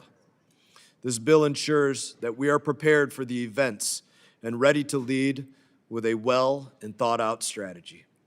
We're going to host the world, so let's show the world what the United States of America looks like from the Atlantic to the Pacific. I want to thank my colleague, Representative Kamlager Dove, for leading this bipartisan effort alongside many members of this committee to further our standing on the global stage. And in that, is there any further discussion? Ranking Member Meeks. Sports and athletic competitions have a unique ability to break down cultural barriers, build mutual understanding, and unite people across nationalities. Over the next decade, the United States of America will host an unprecedented series of high-profile international sporting events, including the 2026 World Cup and the 2028 Los Angeles Summer Olympics. This mega decade presents a once-in-a-generation opportunity for the United States to strengthen its relationship with other countries by leveraging sports diplomacy as a vital foreign policy tool. Mega sporting events are among the most powerful global communication platforms in the entire world. The Olympic Games alone are watched by billions and broadcast to more than 220 countries and territories, far exceeding the reach of traditional diplomacy and offering a uniquely global stage for shaping national perceptions. By coordinating a deliberate sports diplomacy strategy, the United States can showcase American values, innovation, diversity, creativity, cities, athletes, and culture to an audience that spans nearly every corner of the world. In an era where nations increasingly compete for influence through soft power rather than military force, this global visibility is strategically essential. As the world arrives on our doorsteps throughout the next decade, sports diplomacy is not simply a cultural opportunity, it is a strategic imperative for strengthening America's soft power, renewing global partnerships, and shaping how billions of people understand the United States of America. Investing strategically in this opportunity can deliver enormous returns. And that's why I thank Representative Kamlager-Dove for authoring this very, very important bill. And I yield back the balance of my time. Ranking member yields back. Do any other members seek recognition? Representative Johnson. Thank you so much, Mr. Chairman. I would like to speak in support of H.R. 5021, the American Decade of Sports Act. Next summer, Dallas will be in the global spotlight as a host city for the 2026 FIFA World Cup. I'm excited to see our teams win big on our home turf, and the World Cup will not only generate $1 to $2 billion in direct economic impact for Dallas, but also holds international significance as an iconic center of the global sports universe with over 5 billion viewers worldwide expected. Over the past year, I have been outspoken about making sure we have improved visa processing for athletes and visitors, enough security funding to ensure a safe experience for all, and everything from transportation needs to coordination with small business owners to show off the best that America and Dallas has to offer. This is not business as usual. There is a lot of work to do to demonstrate our nation's ability to welcome the world and to ensure that any reforms support the series of international sporting events we will host over the next decade. This bipartisan bill would upgrade sports diplomacy within the State Department so that we are better staffed and equipped to maximize the impending American sports decade. I thank Representatives Kamlager-Dove and Huizinga for their leadership on this issue and urge this committee to support this bill. And with that, I yield back. Representative yields back. Do any other members seek recognition? Representative Kamlager-Dove. Thank you, Mr. Chair, and Mr. Ranking Member, and congratulations to you for the birth of your grandbaby, Mr. Ranking Member. But thank you for the opportunity to mark up my American Decade of Sports Act. With the World Cup draw on Friday, I appreciate that this committee is showing bipartisan support for sports diplomacy as an essential foreign policy tool. Over the next 10 years, the U.S. will be the center of the sporting universe, hosting major international competitions like the World Cup and the Olympics. This presents an incredible window of opportunity to deliver lasting economic benefits for our communities, enhance U.S. global leadership, and establish once-in-a-generation diplomatic relationships that would not have come together without the connecting power of sports. Achieving this requires a State Department that is structured and resourced to meet the moment, and that is why my American Decade of Sports Act is designed to do. The State Department's Sports Diplomacy Division punches far above its weight and does excellent work managing day-to-day sports diplomacy programs. But it needs the strategic mandate and personnel to engage with the international sporting events being hosted in the U.S. My bill would elevate the division to its own Office of Sports Diplomacy, require the office to implement a strategy to leverage the mega-decade to enhance U.S. global leadership, and assign additional personnel focused exclusively on the international sporting events in the U.S. Sports is a powerful diplomatic tool because it allows us to transcend political boundaries and connect through our shared humanity. And that opens doors to deeper conversations and lasting relationships. In a fragmented world, it is increasingly rare to have this kind of cultural convening power. But there is a reason the Olympics is the largest peacetime gathering in the world. Everyone wants to participate in this great unifying equalizer where perseverance, teamwork, and sheer human talent are the only metrics that matter. Sports diplomacy is about tapping into this rare and powerful experience that is a potent ingredient for diplomatic success, and my bill will help us do just that. I want to thank my co-leads, Representative Huizenga, Representative McCall, and Ranking Member Meeks for their substantive, I can read, and consistent engagement on this issue. The bipartisan partnership from my Republican colleagues on sports diplomacy has truly been a bright spot of this Congress, and I am deeply grateful for their support, and I look forward to continuing to work together. I urge all of my colleagues to support this important legislation, and I yield back. Do any other members seek recognition? Representative Huizenga. Thank you, Mr. Chairman, and I rise in support of Ranking Member Lager-Dove's bill, H.R. 5021, American Decade of Sports Act, which offers a bipartisan solution to leveraging some of America's favorite pastimes as a powerful tool of diplomacy. As has been mentioned, FIFA, the upcoming Summer and Winter Olympics, the United States is set to host some of the most highly viewed, attended, and anticipated international sporting events in the next 10 years. This is a crucial moment to harness the power of sports for diplomacy, bringing together people and promoting American values and excellence around the world, all in the glow of our 250th anniversary celebration of the founding of our country. Throughout the administration, a point has been made of highlighting American excellence in sports. Thus far, President Trump has signed 5 executive orders relating to sports and attended more than 10 major sporting events, including the Ryder Cup in New York, and when my beloved Detroit Lions defeated the Washington Commanders a few weeks ago here in Washington. I took special joy in seeing a flyover by Air Force One, and more importantly, the swearing in of a number of recruits into our military.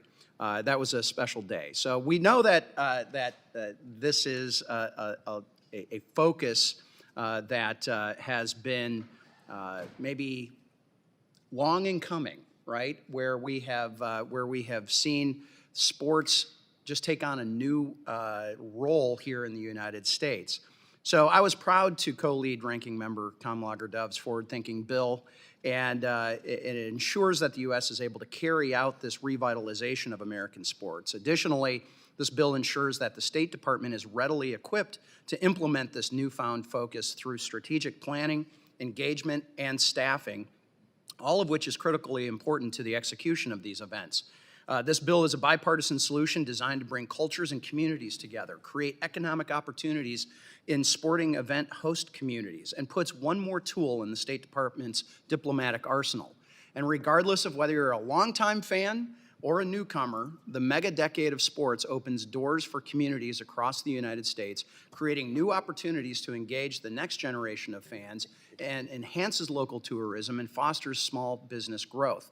The American Decade of Sports Act accomplishes these goals and is a must-pass for these future events hosted in the United States. And I do support this measure, but I will be offering a technical amendment to include the 2029 and 2033 Ryder Cups in the bill's definition section. I actually witnessed firsthand when I was in the Michigan State Legislature. I was the chairman of the Commerce Committee when Oakland Hills Country Club hosted the Ryder Cup in Michigan in 2004. And the economic impact at the state was significant, so significant that we were literally passing legislation to accommodate growth and people coming in, and it was quite an economic boon. So as many of you know, the Ryder Cup dates back to 1927 and has become one of the world's greatest sporting events between the United States and Europe, this last Ryder Cup notwithstanding. It captivates millions of viewers worldwide, in addition to the tens of thousands who travel to the United States to attend the tournament. I personally am an enthusiastic, if not bad, golfer, but I have seen the economic impact that it has. And additionally, the tournament routinely generates hundreds of millions of dollars for the host state and the local economy. The 2029 and 2033 Ryder Cups will be hosted in Minnesota and in California, respectively, and I believe are logical additions to the mega-decade sports diplomacy strategy that is being implemented here. So I deeply appreciate my friend's bipartisan work on the bill, including during the state authorization markup, and I urge my colleagues to support the bill with the adoption of my amendment. So with that, Mr. Chairman, I yield back. Gentleman yields back. You're going to get your opportunity for that amendment in one moment. Is there any further discussion? Well, Representative Kane.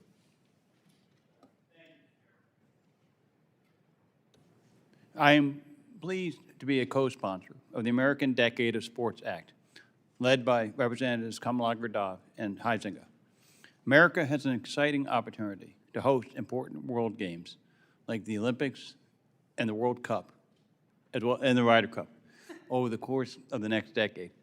My home state of New Jersey is proud to host 8 matches of the 2026 FIFA World Cup. It's imperative that America stand ready to welcome the many visitors these sporting events will bring. This bipartisan legislation takes an important step to ensure that the State Department implements a strategic approach to leverage sports diplomacy in the United States. Throughout this legislation, we can ensure that America is prepared to capitalize on this unique opportunity. I thank my colleagues for their partnership, and I urge the committee to support this important legislation. Mr. Chair, I yield back. Any other members seek recognition? There being no further discussion of the bill, the committee will move to consideration of amendments. Does any member wish to offer an amendment? Representative Huizenga. Mr. Chairman, I have an amendment at the desk. Clerk shall distribute the amendment. Clerk shall report the amendment. Amendment number 70 to H.R. 5021, offered by Mr. Huizenga of Michigan. Without objection, further reading of the amendment is dispensed with, and Representative Huizenga is recognized for 5 minutes. Well, thank you, Mr. Chairman. I'll make this short, and I know we've had discussions with the sponsor about this as well. But my amendment's very, very simple. On page 7, line 19, we insert, quote, the 2029 and 2033 Ryder Cups, close quote, after Summer Olympics and Paralympics. So it's as simple as that. I believe it just gives some more additional flexibility to State Department and meets the goals and objectives of this wider bill. So I would appreciate support from my colleagues and on my amendment and on the passage of this bill. With that, I yield back. Representative yields back. I support this amendment. Do any other members seek recognition? Ranking Member Meeks. The Ryder Cup, little ball, stay still, hard to hit. Some can hit it long, but they can't hit it straight. Some can hit it straight, but they can't hit it long. And some just sit on the sidelines and watch that ball just move. Of course I support this amendment, and it should be included. Will the gentleman yield? I yield. Some of us can neither hit it long or straight. I would just add that little caveat to your descriptor of what's going on, but I appreciate your support. Is golf your sport?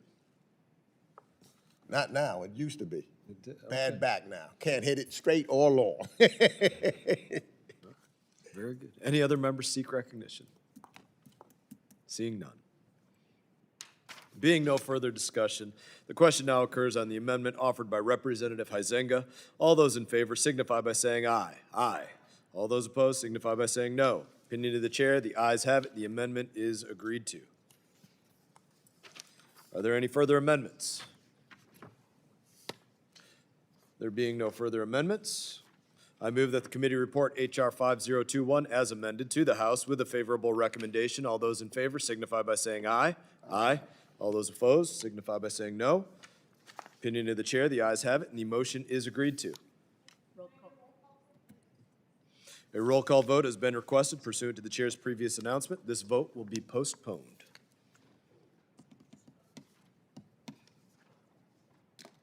Thank you. Pursuant to notice, I now call up H.R. 4413, the End Cyprus Embargo Act. This bill was circulated in advance, and the clerk shall designate the bill. H.R. 4413, to provide for non-applicability of a policy of denial for exports, re-exports, or transfers of defense articles and defense services destined for or originating in the Republic of Cyprus. Without objection, the first reading is dispensed with, and the bill is considered read and open to amendment at any point. I recognize myself for a brief statement. The arms embargo on Cyprus was placed decades ago at a different time for the world and at a different time for Cyprus. History has since moved forward, and this bill ensures our policies match the current reality. In 2020, President Trump signed legislation into law that would allow the president to waive the arms embargo on Cyprus for 1 year at a time. Since that legislation was signed, that waiver has been issued every year, including by President Trump just over 2 months ago. However, the 1-year waiver does not allow Cyprus to participate in long-term foreign military sales. This bill would extend the 1-year arms embargo waiver available to the president to a 5-year term. It does not require the president to issue the waiver or sell any weapons to Cyprus, but ensures he has maximum flexibility to conduct foreign policy as he chooses. Providing Cyprus with additional defensive weapons would further bring Cyprus away from Russia's orbit and benefit U.S. industry by unlocking the potential of multi-year procurement contracts. Cyprus has progressed in anti-money laundering reforms as well as in distancing itself from Russia, and this bill rewards that progress while maintaining conditionality to ensure Cyprus continues down the path of becoming a more reliable U.S. partner and ally.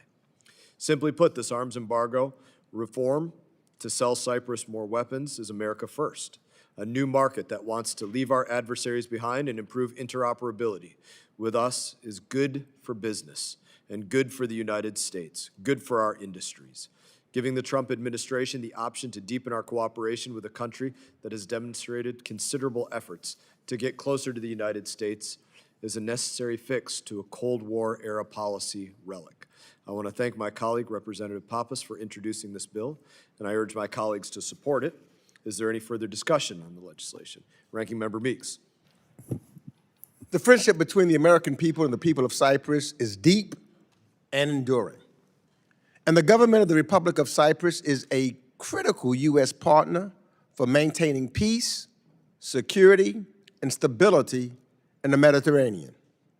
I've long advocated for deepening our strategic relationship with Cyprus, and I've been pleased to see successful administrations take that goal very seriously. Unfortunately, the security relationship between Cyprus and the United States is constrained by an arms embargo that was originally intended to promote diplomatic engagement to address Turkey's invasion and occupation of sovereign Cypriot territory. It is clear, however, that the Turkish government has no interest in following decades of consistent U.S. policy and UN resolutions to ensure a diplomatic resolution on the foundation of the Bizonio Bicommunal Federation of Cyprus. Turkish President Erdogan continues to take aggressive actions against Greece, a NATO ally, and Cyprus, a key U.S. strategic partner in the Eastern Mediterranean, along with other destabilizing actions across the Middle East and North Africa. The United States should not constrain its deepening relationship with Cyprus any longer on the dwindling hope that Erdogan's behavior will change. So I'm glad that Congress has, in recent years, taken steps to walk back the arms embargo on Cyprus to strengthen our relationship. We've given the executive branch the ability to waive the embargo for 1-year periods, was a welcome step. It is long past time to extend that runway. So I hope to see us take the issue even further in the future and move forward toward removing the arms embargo altogether. So I want to thank Representatives Pappas, Titus, Barukas, and Keene, and other members who have worked hard to make sure we keep moving the ball forward. And I strongly support this measure. and yield back the balance of my time. Any other members seek recognition? Representative Kane. Thank you, Mr. Chairman. I am pleased to speak in support of the end of the Cyprus Embargo Act, of which I am a co-sponsor. In recent years, American Cypriot partnerships have grown stronger. Whether defense partnerships, scientific research, collaboration, or support for Ukrainian refugees, the Republic of Cyprus has become an important partner of the United States and our allies abroad. The Eastern Mediterranean is crucial to America's national security and economic future. It is critical that the United States maintains a robust partnership with its ally, Cyprus, by extending the waiver renewal period for the arms embargo from 1 to 5 years. This legislation would make an important step in fostering America's continued alliance with Cyprus. I support this effort in the State Department reauthorization, and I'm encouraged to see the committee consider this legislation in today's markup. I support this bill, and I encourage my colleagues to do the same. Thank you, Mr. Chairman, and I yield back. Representative yields back. Any other members seek recognition? Representative Titus. Thank you, Mr. Chairman. As a proud Greek-American legislator and a vice co-chair of the Congressional Hellenic Caucus, I'm very much in support of this bill and was proud to co-lead it with my colleague, Congressman Chris Pappas, in the Cyprus Embargo Act. As was mentioned, the United States lifted its arms embargo on Cyprus in 2019 through the Eastern Mediterranean Security and Energy Partnership Act. This lifting, however, remains subject to annual renewed waivers. While the end of the embargo technically enables Cyprus to procure U.S.-made defense systems, the requirement for annual reauthorization creates unnecessary and counterproductive hurdles. Extending the waiver period from 1 year to 5 years, as this bill does, is really essential to enabling Cyprus to effectively plan, contract, and acquire U.S. equipment.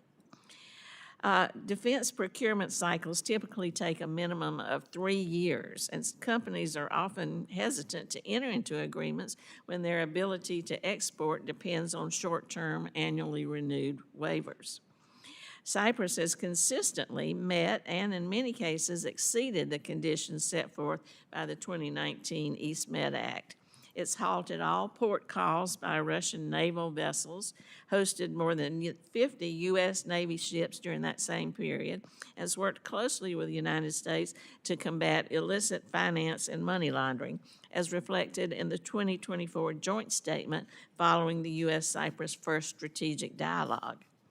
Cyprus's posture directly aligns with broader U.S. regional goals, especially as the Eastern Mediterranean grows in geopolitical importance as a corridor between Europe, the Middle East, and other major maritime routes. Although Cyprus has never faced difficulty in renewing its waiver, the very existence of it, combined with its short duration, restricts precisely the strategic cooperation that it was intended to support. In its current form, the annual waiver undermines a reliable U.S. partner's ability to purchase U.S.-made systems, which in turn hinders the growing number of joint military exercises between our two countries. Cyprus's limited access to U.S. equipment also creates interoperability challenges that impede combined training and operational readiness. Strengthening the defense relationship with Cyprus enhances regional stability and supports U.S. efforts to maintain a NATO-aligned, Western-oriented security environment. This issue has been bipartisan, bicameral, has support across the aisles, across the Capitol complex. The very committee that we sit on right here has already approved the relevant language as part of the State Department authorization package that we passed a few months ago, and the Senate Foreign Relations Committee had passed a similar measure on October 22nd. The United States should enable a dependable partner in the Eastern Mediterranean to fully access our defense market, and should not allow a mere technicality to limit our deepening bilateral relationships and strategic partnership. Overall, it's a win-win. So I urge my colleagues to support this bill, and I yield back. Do any other members seek recognition? Representative Schneider. Thank you, Mr. Chairman. As I was mentioning earlier, it's important for us to work together, and I'm pleased to thank my colleagues, bipartisan colleagues, Representative Pappas, Bilrakis, Titus, Malliotakis, Keene, Pallone, Fitzpatrick, Norcross, Menendez, and Sherman for leading on this bill, a very important piece of legislation. Cyprus sits at the intersection of Europe, the Eastern Mediterranean, and the Middle East, regions that make up the India, Middle East, Europe economic corridors, also known as IMEC. This is where our security interests converge. For decades, the United States maintained an arms embargo that no longer reflects reality.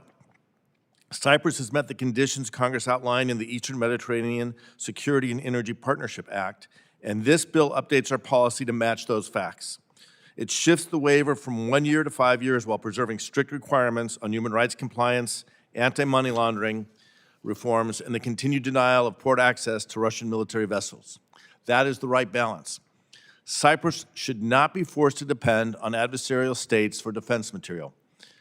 Strengthening the U.S.-Cyprus relationship enhances NATO's southeastern flank, supports ongoing UN-facilitated efforts towards resolving the island's division, and advances the trilateral cooperation Congress has repeatedly endorsed. It's also worth noting that this is a case where Congress is correcting an erratic executive branch. Over the past year, the Trump administration has lurched between disengagement and ad hoc pressure campaigns that confuse our allies and embolden our adversaries. In the Eastern Mediterranean, an area where Russian influence, Iranian proxies, and regional instability intersect, the United States cannot afford policy drift or improvisation. By codifying a predictable, conditions-based framework, this bill reinforces the rule of law, approach that partners expect from us and that our strategic posture requires. I am proud to strongly support the bill, and I urge my others to join me. I yield back. Representative yields back. Do any other members seek recognition? There being no further discussion of the bill, the committee will move to consideration of amendments. Does any member wish to offer an amendment? There being no further amendments, I move that the committee report H.R. 4413 to the House with a favorable recommendation. All those in favor signify by saying aye. Aye. All those opposed signify by saying no. No. Opinion of the chair, the ayes have it. The motion is agreed to. Ask for a roll call vote. A roll call vote has been requested. Pursuant to the chair's previous announcement, this vote will be postponed. Without objection, oh, never mind. I don't need that one. Pursuant to notice, I now call up H.R. 6230, the Tehran Incitement to Violence Act. The bill was circulated in advance. The clerk shall designate the bill. H.R. 6230, to designate certain individuals as specially designated global terrorists. Without objection, the first reading is dispensed with. The bill is considered read and open to amendment at any point. I will recognize myself for a couple minutes on the bill. I want to thank my colleague, Representative Self, for leading this bill, which serves as a timely reminder of the ongoing threat the Iranian regime poses to U.S. national security. It's not just responsible for sponsoring dangerous terrorist proxies that target U.S. forces in the Middle East, making it the world's largest state sponsor of terrorism, but its threats extend far beyond that. This is a regime that the Department of Justice has repeatedly found responsible for brazenly targeting U.S. citizens on American soil. According to the intelligence community, attempts to assassinate numerous U.S. officials for their role in the strike of the IRGC commander, General Qasem Soleimani, in 2020 have been prevalent. This includes our own president, Donald J. Trump. The Iranian regime's goal is to sow discord in the United States, not just by targeting U.S. politicians, but also launching cyber attacks and influence operations that disrupt hospitals and threaten to undermine the U.S. electoral process. This bill would require a determination of whether sanctions should be levied against the key Iranian officials who promote violence, including threats against our leaders. This is a regime that thrives on instability and violence, promoting vile extremism at every single turn, by any means necessary, any way that they can figure out to do it, and they must be held accountable. I would urge all of my colleagues to support this piece of legislation, and again, I thank my colleague for its introduction. Do any other members seek recognition? Ranking Member Meeks. Thank you. I support this bill. I have some more comments, but, you know, at its core, this bill seeks to apply standard International Emergency Economic Powers Act, or IEPA, property blocking sanctions against a set of Iranian religious and government figures, as well as the institutions they represent, who have publicly threatened the life of the United States president and allied leaders. These threats are unacceptable. They're dangerous and reflect the Iranian regime's long pattern of hostility toward the United States. The bill also includes reasonable waiver authorities that allow the executive branch to scale these sanctions up or down, preserving diplomatic leverage. And to me, that is very important, and I commend Mr. Self for including it. But I also, you know, want to be real, because the bill actually will have no or have very little practical impact on the individuals and entities it targets. You know, the American people have to understand that. Many of them, and in some cases their entire networks, are already subject to U.S. sanctions under existing authorities. Additional listings may feel satisfying, but they do not on their own make meaningful change in Iran's calculus or behavior. And so this brings me to what I believe is the deeper issue, that this committee should be conducting serious oversight of U.S.-Iran policy. We should be holding hearings, multiple hearings in fact, to understand the impact of the sanctions already in place, how they interact with each other, and how they fit into any coherent long-term strategy toward Iran. Sanctions by themselves, sanctions alone, no matter how often we repurpose them, are not a strategy, and they are certainly not a means to an end. What I believe we need from the Trump administration is a clear articulation of what its Iran strategy actually is and what it aims to achieve. Congress should be hearing directly from the Secretary of State on how he plans to keep the Iranian regime in check at a moment of extreme volatility in the region.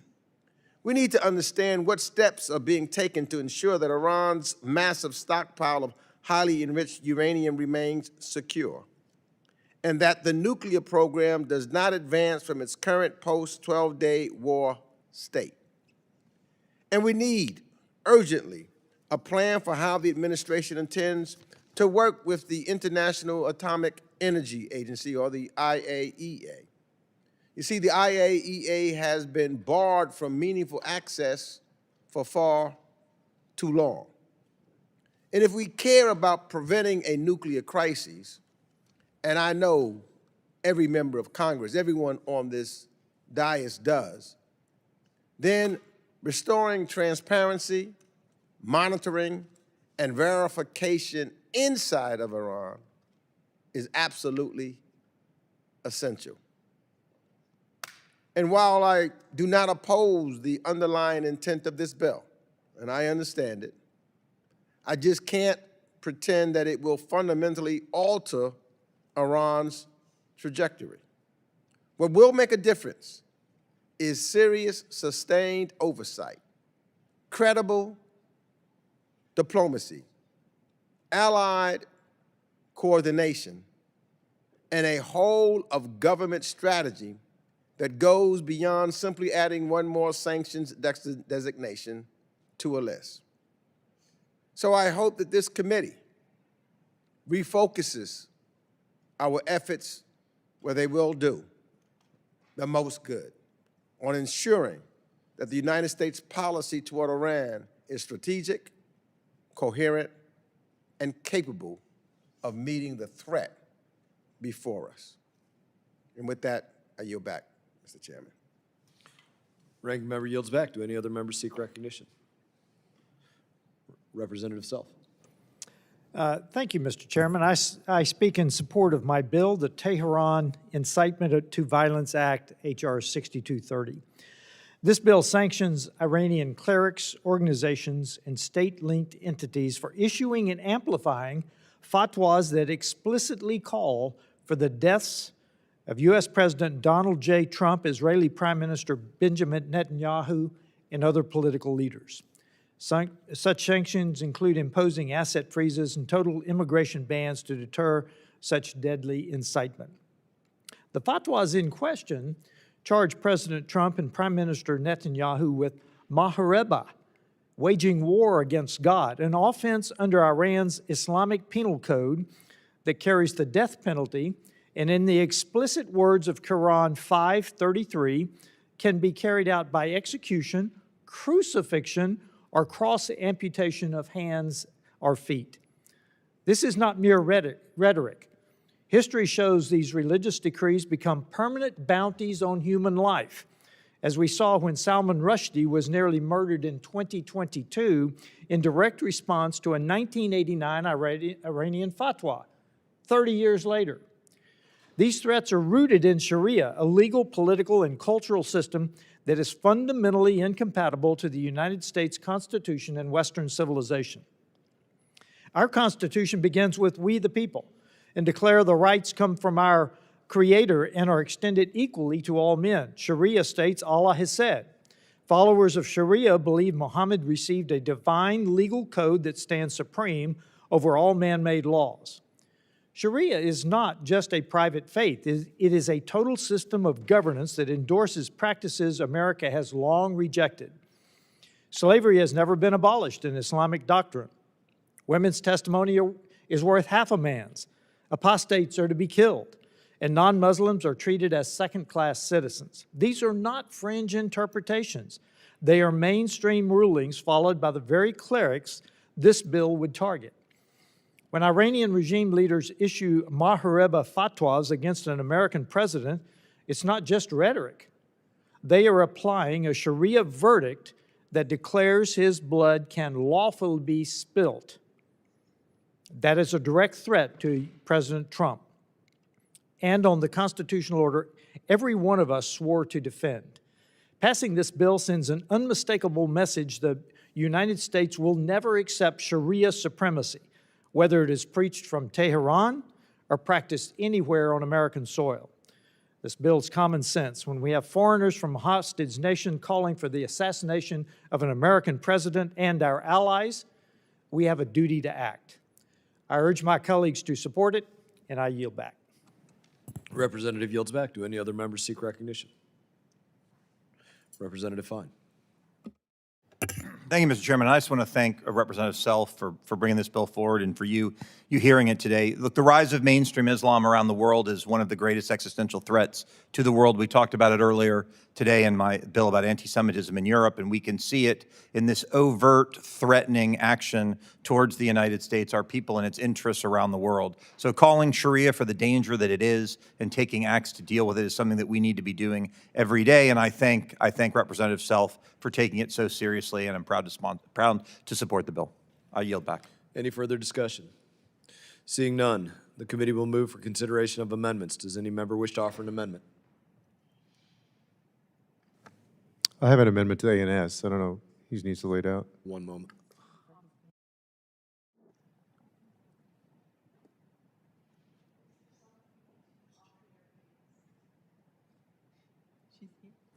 I have an A&S at the desk. The clerk shall distribute the self-amendment in the nature of a substitute, number 110. The amendment has been distributed by electronic device. Clerk shall report the amendment. Amendment in the nature of a substitute to H.R. 6230, offered by Mr. Self of Texas. Without objection, further reading of the amendment is dispensed with. Does the gentleman wish to be recognized? Representative Self, do you wish to be recognized? Mr. Chairman, I just urge support to this amendment, to this A&S to the bill. original bill. Thank you. Representative yields back. Do any other members seek recognition?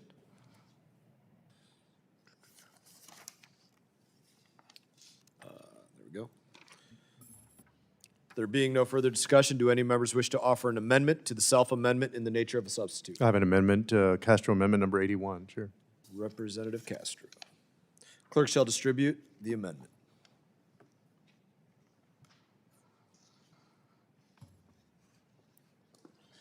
Clerk shall report the amendment. Amendment to the amendment in the nature of a substitute to H.R. 6230, offered by Mr. Castro of Texas. Without objection, further reading of the amendment is dispensed with. Representative is recognized. Thank you, Chair. I believe that threats by foreign officials against the President of the United States are unacceptable and that we should respond. I hope that this amendment will be helpful in changing just one line and make this bill and the language to it more appropriate, more functional, and also prevent it from becoming an anachronism. My language, instead of specifically naming Donald Trump, who is the president right now, or Prime Minister Netanyahu, who is the Prime Minister of Israel right now, my amendment would instead refer to the office of the president and other leaders. So specifically, the language would say the President of the United States and other United States officials and the leaders of countries with mutual defense treaties with the United States and countries that are major non-NATO allies of the United States pursuant to Section 517 of the Foreign Assistance Act of 1961. And, so I believe that's because this issue goes beyond one president, and I believe the legislation should reflect that. Under this bill, the president would need to make sanctions determinations on the listed individuals and entities for 6 years. So in other words, President Trump is president right now, but, in a few years, you'll have a different president. Same thing with Prime Minister Netanyahu. He may be prime minister for 6 months or 2 more years or 5 more years. We just don't know. But there's a real chance that the bill, the way that it's written, will become an anachronism. And so if the bill was enacted today, it would extend to 2031 with a new president of the United States and potentially a new Israeli prime minister. We also know that Iranian leaders have threatened more than just President Trump or Prime Minister Netanyahu, and I believe the legislation should reflect that as well. We also know that Iranian officials have threatened other U.S. officials, including, for example, former Secretary of State Mike Pompeo and former State Department official Brian Hook. My amendment will ensure that the bill covers those incidents as well. This amendment would ensure that future leaders of the United States and U.S. allies are covered for the period the bill covers. And I urge my colleagues to support this amendment, which would protect whomever the next president happens to be. With that, I yield back. Representative yields back. I recognize myself for a moment. I oppose this amendment. The intent of this bill is to be specific and tailored to hold the regime accountable for very specific and real threats against our current U.S. president. And therefore, I do oppose this amendment. I thank you for offering it. Do any other members seek recognition? Ranking Member Meeks. I strongly support this amendment. I think that what the gentleman has presented is, when we think about Iran and Iran's relationship to the United States currently, they're a threat to any number of individuals. Clearly, President Trump and, as indicated, and Prime Minister Netanyahu, but there's other threats that Iran poses also. And I think that it should be a continuation so that everybody is covered. That's why in my statement earlier, I talked about how we need to make sure that we had some in-depth hearings on U.S. policy with regard to Iran. And I think that that is irrespective of who the current president is or who the past president is or who the future president may be. This is something that we should take seriously and not make just about one individual. And I think that the gentleman's amendment says it is the office of the presidency. I mean, that's what is about. That's what this is about. And what we, as a country, is about institutions. He also talked about threats to secretaries of states and other individuals in the United States. Everyone's life is important, and Iran should not be able to get away with just threats to a individual or individuals. It should be all of us who may be in this capacity. It could be a member of Congress. It could be any of us doing on this committee. I mean, they're listening right now. It could be to me. It could be to the chairman. So I think, and I strongly support the gentleman's amendment because I think it makes sense, and it also sends a message, I think, to Iran, do not mess with any of the officials or threaten officials of the United States of America, because that should be the one thing that brings us all together, irrespective of whoever is the current member of Congress or the current Secretary of State or the current Prime Minister or the current President of the United States. It should carry out throughout. With that, I yield back, and I strongly support this. Ranking member yields back. And just to let you know, I am committed to working with both of you on expanding the scope of who we need to look at for protection, undoubtedly, but I still oppose the amendment. Representative Self is recognized. Yeah, we need to look at Iran as a whole, but we're addressing individual fatwas here. We're not addressing some hypotheticals here. We are addressing 5 imams from Iran that have issued fatwas under Mahareba against individuals. That's what this bill does. It focuses on 5 individual imams who have issued fatwas against, including a named president of the United States. I oppose this amendment, and I yield back. Any other members seek recognition?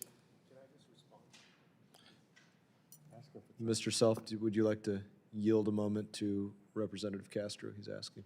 Absolutely. I yield to the gentleman. Fellow Texan, all right. Yeah, no, in my amendment, I'm not changing the Iranian individuals that you're naming at all. But, you know, if, let's just say theoretically, even though we're on different sides of this, let's say J.D. Vance is president in a few years, and these guys say something about him, because you specifically named Donald Trump and not J.D. Vance, this bill doesn't apply.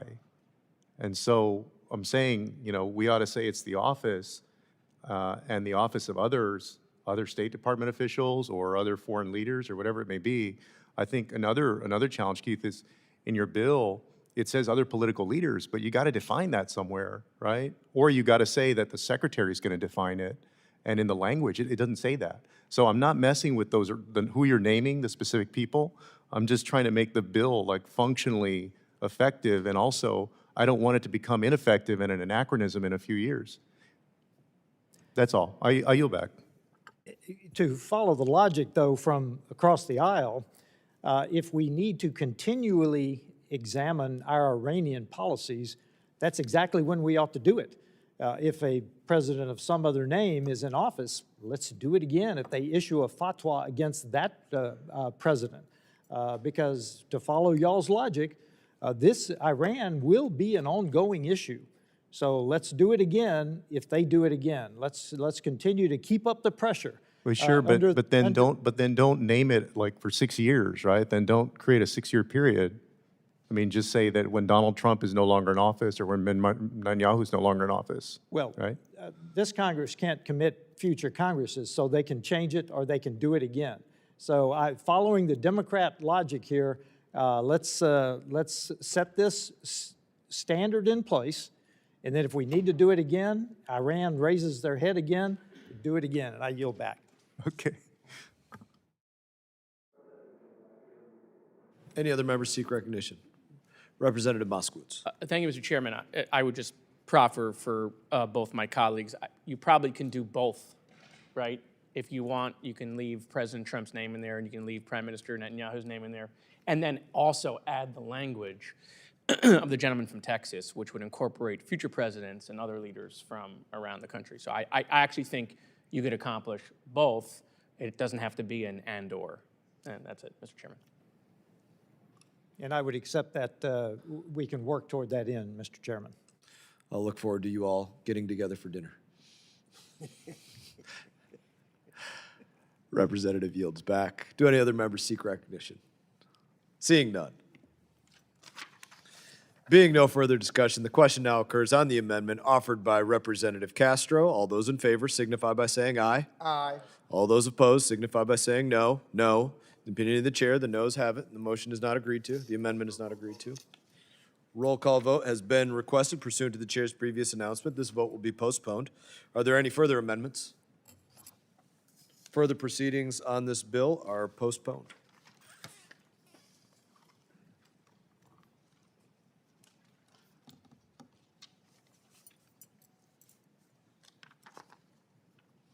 Thank you.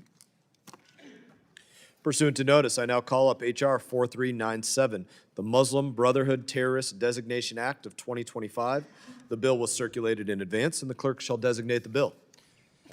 H.R. 4397, to require the President to designate the Muslim Brotherhood as a foreign terrorist organization, to direct the Secretary of State to submit a report to Congress regarding such designation and for other purposes. Without objection, the first reading is dispensed with, and the bill is considered read and open to amendment at any point. I will recognize myself for an opening statement.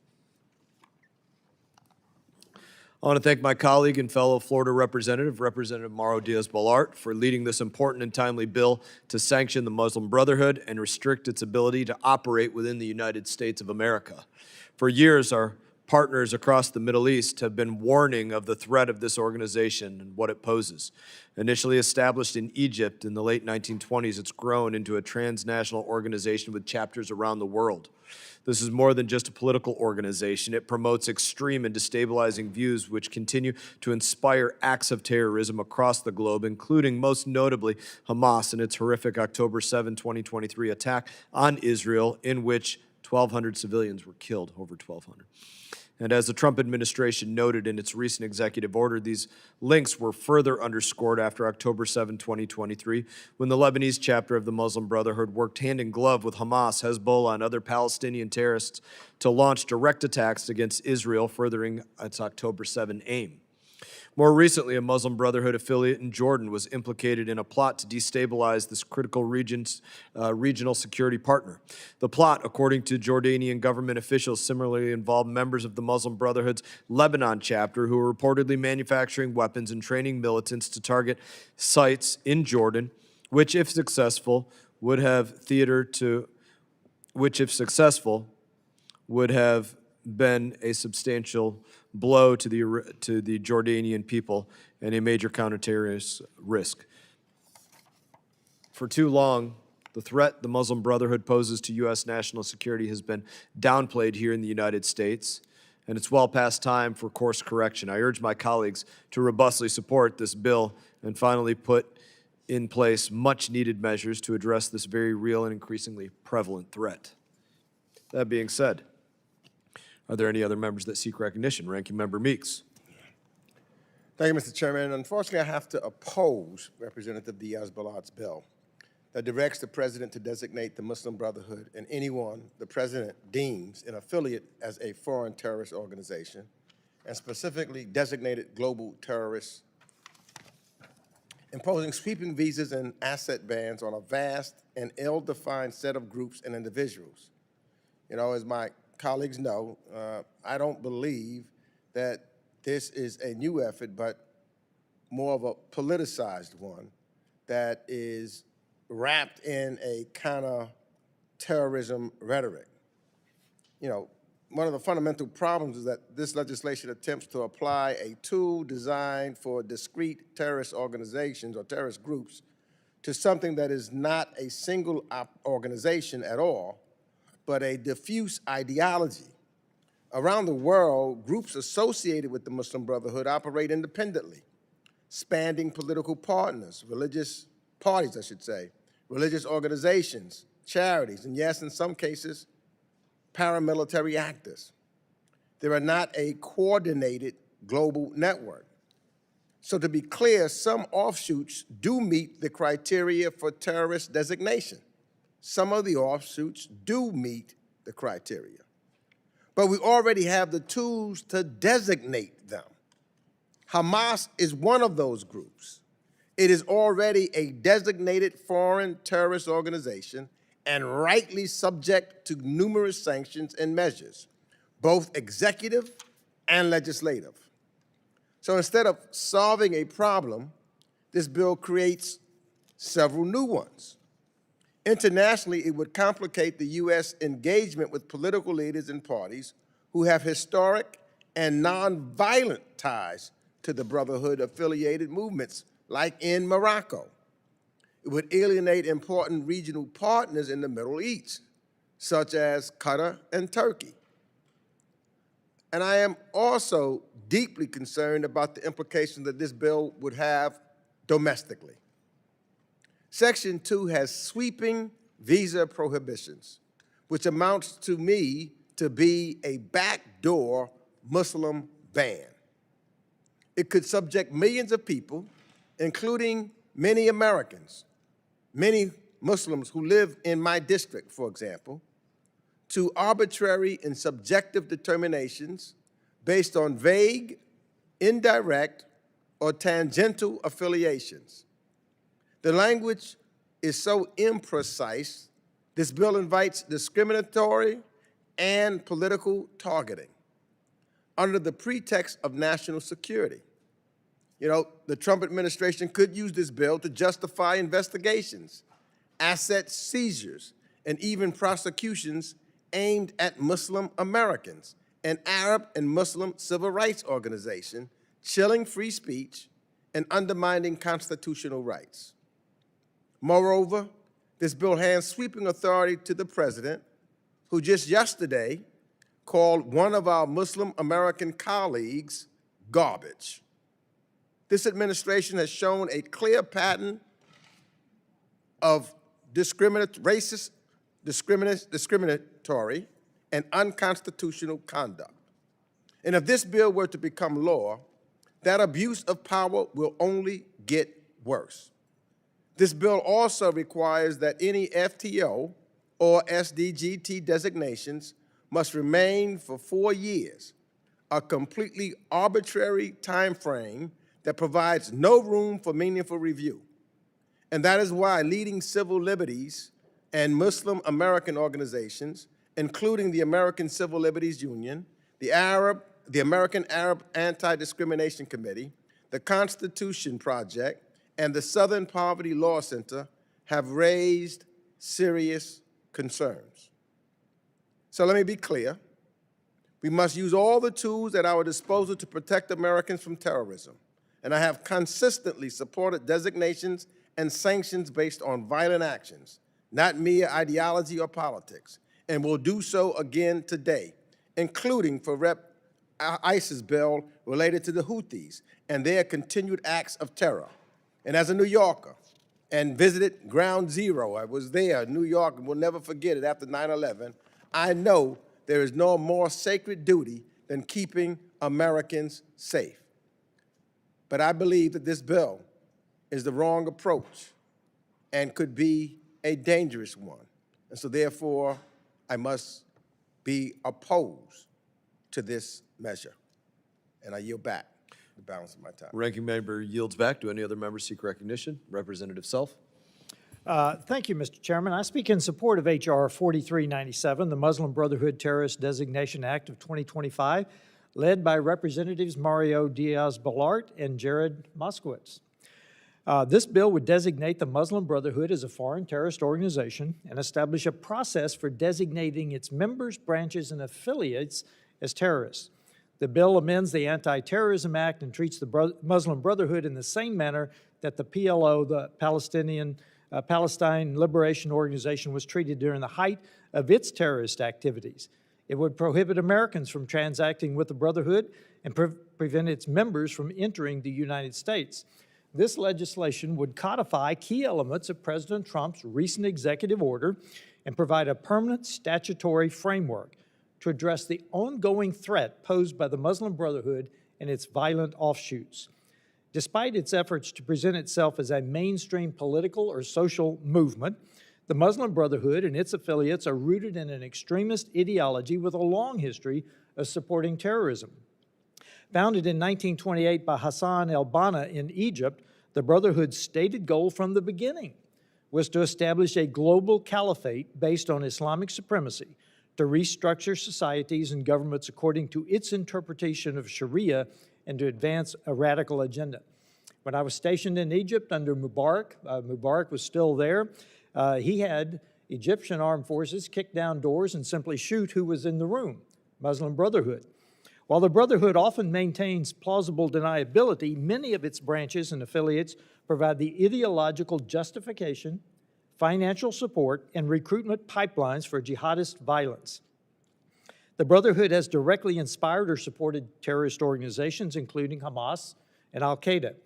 Its influence extends across the Middle East, Europe, and into the United States. The violence and instability it has fueled has already led Saudi Arabia, Jordan, the UAE, and Egypt to ban the organization outright. This bill would bring U.S. policy into alignment with our key regional partners. More importantly, the Muslim Brotherhood provides material support to U.S. designated terrorist organizations. That fact is not speculation. It is documented in the Brotherhood's own internal strategy papers, including the 1991 explanatory memorandum on the general strategic goal for the group in North America, a document that was seized by the FBI in 2004 and admitted as evidence in the Holy Land Foundation terrorism financing trial. That document, written by a senior Muslim Brotherhood leader in the United States, explicitly describes the Brotherhood's work here as a kind of, and I quote, kind of grand jihad in eliminating and destroying the Western civilization from within and sabotaging its miserable house so that Islam is made victorious over all other religions and civilizations. It lists dozens of Brotherhood front organizations operating in the United States and outlines a long-term plan to infiltrate and undermine American institutions through a, quote, civilization jihadist process. That's the Muslim Brotherhood's own description of its mission on American soil, in its own words, recovered by our law enforcement. The threat that this violent Sharia extremist group opposes to America is clear. The evidence is overwhelming, and the time to act is now. Designating the Muslim Brotherhood as a terrorist organization is long overdue, and I urge my colleagues to support H.R. 4397, and I yield back. Representative yields back. Do any other members seek recognition? Representative Schneider. Thank you, Mr. Chairman. The ecosystem commonly described as the Muslim Brotherhood draws its strength from institutional failure. Whenever and wherever governance collapses, movements across this ideological landscape, some political, some social service-oriented, and some violent, step into the void. Hamas presents the most lethal manifestation of that reality. A brotherhood branch whose ideological lineage fused with militancy, culminating in the barbaric attacks of October 7th and the ongoing threat to Israel and regional stability. That pattern demands Congress take the threat seriously and confront the networks that enable violent extremism. The text before us situates its authorities in established intelligence findings, incorporates the clear record on Hamas, and directs annual reporting that forces the executive to document which entities threaten U.S. interest and why. Those mechanisms matter. They create visibility into chapters that provide financial, logistical, and political support to violence, and they keep Congress in the loop through mandatory designation reviews and visa ineligibility determinations tied to hostage taking. This approach reflects a tightening of the scope compared with earlier drafts and anchors the bill in conduct that meets our statutory thresholds. The larger context for this vote is the state of the executive branch. Over the past year, the Trump administration has dismantled or undermined the very institutions that buttress our counterterrorism work, freezing foreign assistance, hollowing out USAID, pressuring independent agencies, and treating civil service expertise as expendable. These actions damage the capabilities and capacity needed to distinguish between violent extremism and political activity, and they show an alarming disregard for the institutional restraint these authorities require. Congress must respond by sharpening oversight and by writing statutes that limit discretion and expand transparency rather than simply offering blank checks. This bill is not perfect. I support the bill because it has guardrails, The responsibility it creates for the executive are coupled with recurring congressional review, clear statutory definitions, and reporting standards that prevent sweeping, undifferentiated application of terrorism authorities to political actors or civil society groups operating lawfully within partner states. The bill's architecture reflects an understanding that weakening institutions is what empowers extremist movements, while strengthening evidence-driven governance is what constrains them. Moving this legislation affirms that principle and ensures Congress, not an inconsistent executive or one with personal conflicts, remains the arbiter of how terrorism designations are used in America's name. I yield back. Representative yields back. Do any other members seek recognition? Representative Fine. Thank you, Mr. Chairman, and I'm grateful to Representatives Diaz-Balart and Representative Moskowitz for bringing this great bill forward. You know, the fact of the matter is we're not reinventing the wheel today. 11 countries around the world, 11, have already designated the Muslim Brotherhood to be a terrorist organization.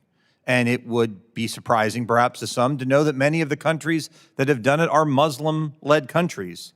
Representative talked about Egypt and Saudi Arabia, the UAE and Jordan, but they're not the only ones. Bahrain has as well. Even in Europe, they've begun to ban the Muslim Brotherhood. Austria has banned the Muslim Brotherhood. But why should we care? How does it matter here in the United States? Well, the Muslim Brotherhood is the umbrella organization that is driving mainstream Muslim terrorism throughout the United States. In fact, they've been linked to 29 organizations operating here in the United States. The North American Islamic Trust is an affiliate of the Muslim Brotherhood. It holds the deed to 80% of the 3,500 mosques in the United States. The Muslim Student Association, the architect of many of the terrorist attacks that happen on American campuses, the so-called encampments where Jewish students were targeted, were organized by affiliates of the Muslim Brotherhood. The Council on American Islamic Relations, an organization that does irreparable damage to the cause of civil rights because it masquerades as a civil rights organization while advocating for Muslim terror, is an affiliate of the Muslim Brotherhood. As these issues get greater and greater and greater in the United States, as we see cities like Dearborn tell Christians they are no longer welcome here, as we see churches in Texas told that they have to accept graffiti on the sides of their institution as a practicing of faith by a Muslim Brotherhood organization, it is more important that we stand up now, more important than it ever has been, for us to stand up and say, we're going to follow the lead of 11 other countries. And not in the last year, some of them have done it for many, many years, and saying we are not interested in having this in the United States. It is a terrorist movement, it is a terrorist organization, and it puts the lives of Americans at risk. So I'm proud to co-sponsor this bill, and I am very, very optimistic and hopeful that it will receive passage this year. Thank you, Mr. Chairman. I yield back. Representative yields back. Any other members seek recognition? Seeing none. No. Oh, Mr. Moskowitz, are you raising your hand over there? I am, Mr. Chairman. Got to raise it higher. Oh, Mr. Moskowitz, there we yeah. Thank you, Mr. Chairman. Sorry you didn't see it earlier. I'll just add just a couple of quick points.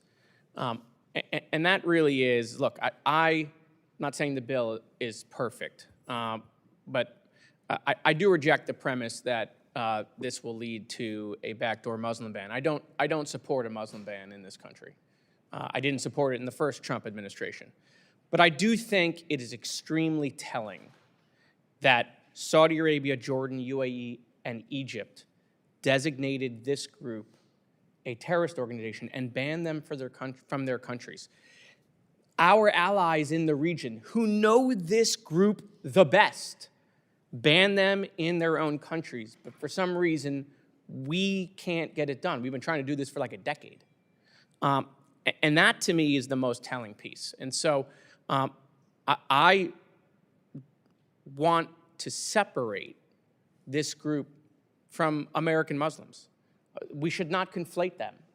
This is a group that supports terrorism. That's not what the majority of the Muslim population in America wants. But I really think that we should look to our allies in the region.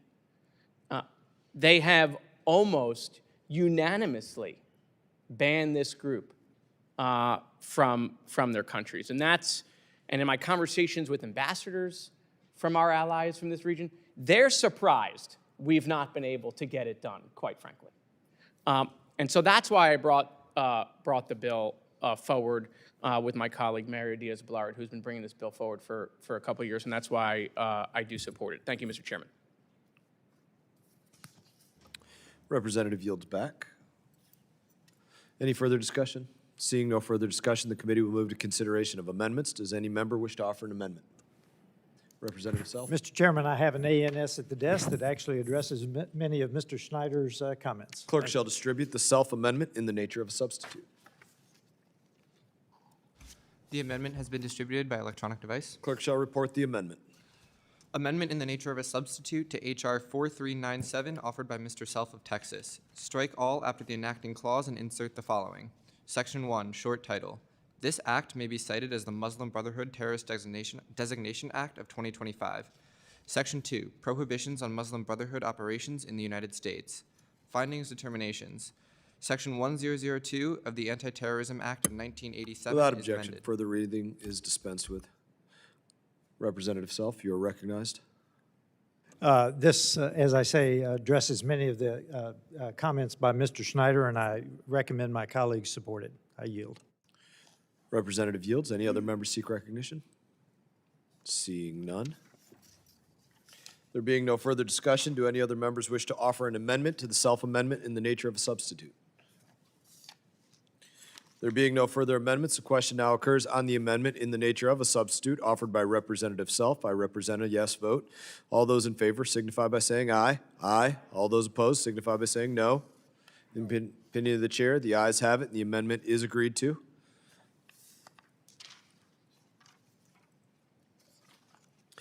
There being no further amendments, I move that the committee report H.R. 4397 as amended to the House with a favorable recommendation. All those in favor signify by saying aye. Aye. All those opposed signify by saying no. Opinion of the chair, the ayes have it, and the motion is agreed to. Mr. Chairman, I ask for a recorded vote. Roll call vote has been requested pursuant to the chair's previous announcement. This vote will be postponed.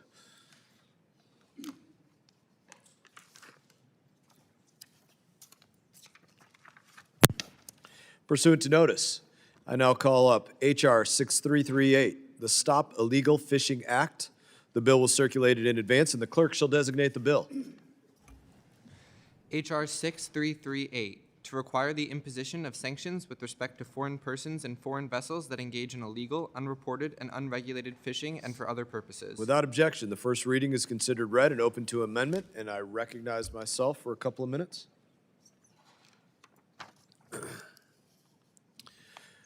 Illegal, unreported, unregulated fishing, that's the more innocuous term for what this is. It's a serious threat to coastal nations worldwide. What it really is, it's harassment. It is mostly a middle finger from the Chinese Communist Party to neighboring and coastal countries. The Chinese Communist Party oversees the largest illegal fishing fleet. They deplete fish stocks. They violate maritime laws. They harm local economies across the globe. And when these vessels operate unchallenged in contested waters or other nations' exclusive economic zones, they do serious, serious damage to their economies. This is especially true in the South China Sea, where Chinese Communist Party-linked fishing vessels often operate alongside their own maritime militia to assert their control over waters that are not theirs. Beijing will not hold these vessels or these individuals accountable. In fact, they support them as much as they support the entities within the CCP that work specifically to steal U.S. intellectual property or intellectual property from other places. It is just as much a whole-of-government effort. This bill gives the president the authority to sanction foreign persons and vessels engaged in illegal fishing. It requires annual reporting on sanctions, establishes a sanctions program, and empowers the State Department and Homeland Security to deny entry, revoke visas, and prevent U.S. entry for those involved. I thank Congresswoman Kim for her leadership on this bipartisan bill, and I urge my colleagues to support it. Do any other members seek recognition? Ranking Member Meeks. The tragedy of the commons is the notion that individuals can all benefit from a shared resource. And every individual has an incentive to use as much of the common resource as possible. But this results in the tragedy. The resource is overused and becomes unsustainable. And then no one gets to use it because everyone overused it. Fisheries are a classic example. Initially, everyone benefits if fisheries are fished aggressively. Individual fishermen can get more catch, and consumers get more delicious seafood. But if fisheries are overburdened, preventing future generations of fish from being born and reproducing, then the ecosystem dies out and there are no longer any fish. This is why we have rules of the road to ensure fisheries can be sustained, not just for today, but for tomorrow and years down the road. The problem arises when a bad actor ignores the maritime stop signs and red lights that society has set up. And that's what's happening today.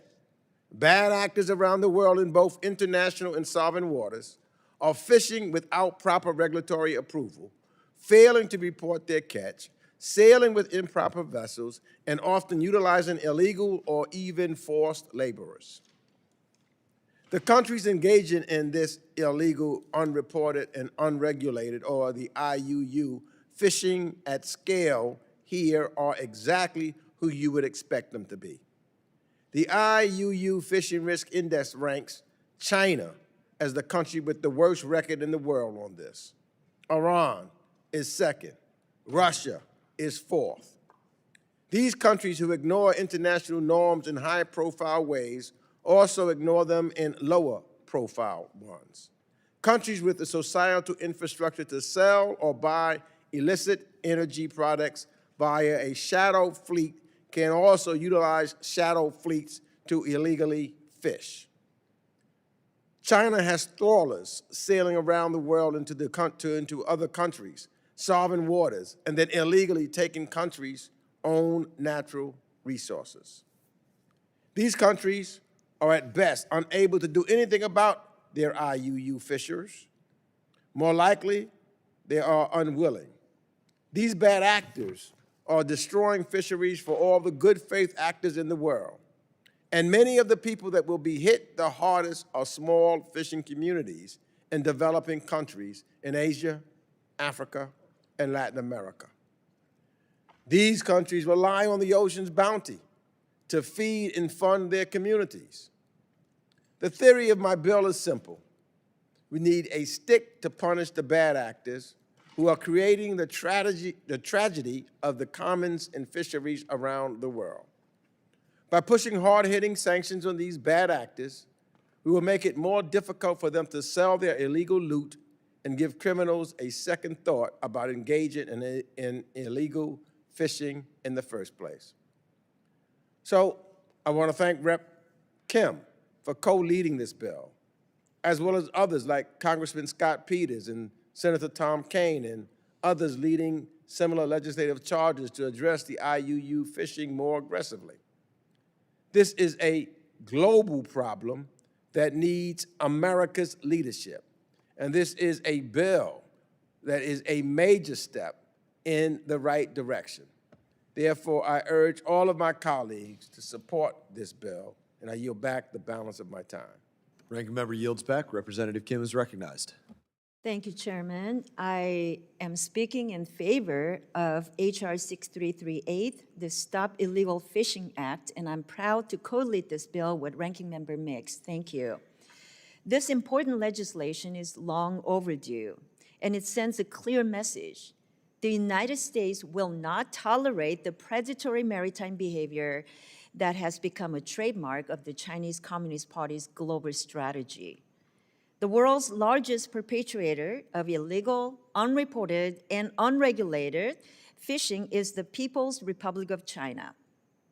Chinese vessels often operate without regard to environmental, economic, legal, or labor considerations, with crews under conditions that amount to modern-day slavery. Consequently, they devastate ecosystems, damage a primary source of income for developing nations, and trespass into other nations' exclusive economic zones. This is not just about overfishing, it is about coercion. The CCP illegitimately asserts de facto control over disputed waters and normalizes maritime aggression under the disguise of commercial fishing. It is economic warfare disguised as fishing, which threatens the integrity of a free and open Indo-Pacific. The Stop Illegal Fishing Act confronts this problem head-on. It establishes a targeted sanctions program against IUU perpetuators and expands interagency tools to expose and penalize the enablers of this illicit behavior. A rules-based maritime order in the Indo-Pacific is essential to American prosperity and freedom for our friends and allies. I look forward to getting this important legislation across the finish line, and I urge all members to support this bipartisan legislation. With that, I yield back. Representative yields back. Do any other members seek recognition? Representative Smith. Thank you, Mr. Chairman. Chairman, I fully support the Meeks bill, co-sponsored by our distinguished ranking member, or chairwoman, I should say, Young Kim, on illegal, unreported, and unregulated fishing, H.R. 6638.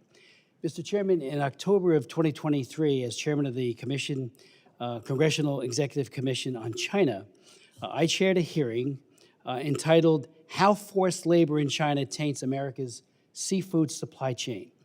It coincided with the release of Ian Urbina's groundbreaking study, a 4-year study, and many of his investigators faced great risks in reporting and doing the due diligence that they did, and it broke the story about how China's fleet is filled to overflowing with forced labor. Matter of fact, he testified that of the 357 of the 751 ships that deal with squid, half had serious problems with forced labor. And that's just the ones that they studied. There are even more, but it was an amazing study. On the fishing boats, as well as in processing plants, China uses forced labor to undersell competitors. Of course they do. They have forced labor. They have very small amounts of costs associated with the people around the ships.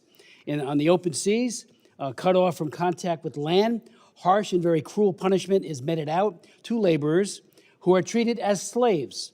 Wages are withheld. Captive peoples, especially the Uyghurs, are often conscripted onto these boats.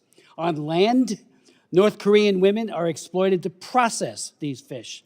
This also has national security implications because Kim Jong-un's regime is paid a price per head for supplying these North Korean laborers, funds that he then uses, obviously, for his military machine. And here is the kicker. The United States government has been subsidizing this barbaric behavior.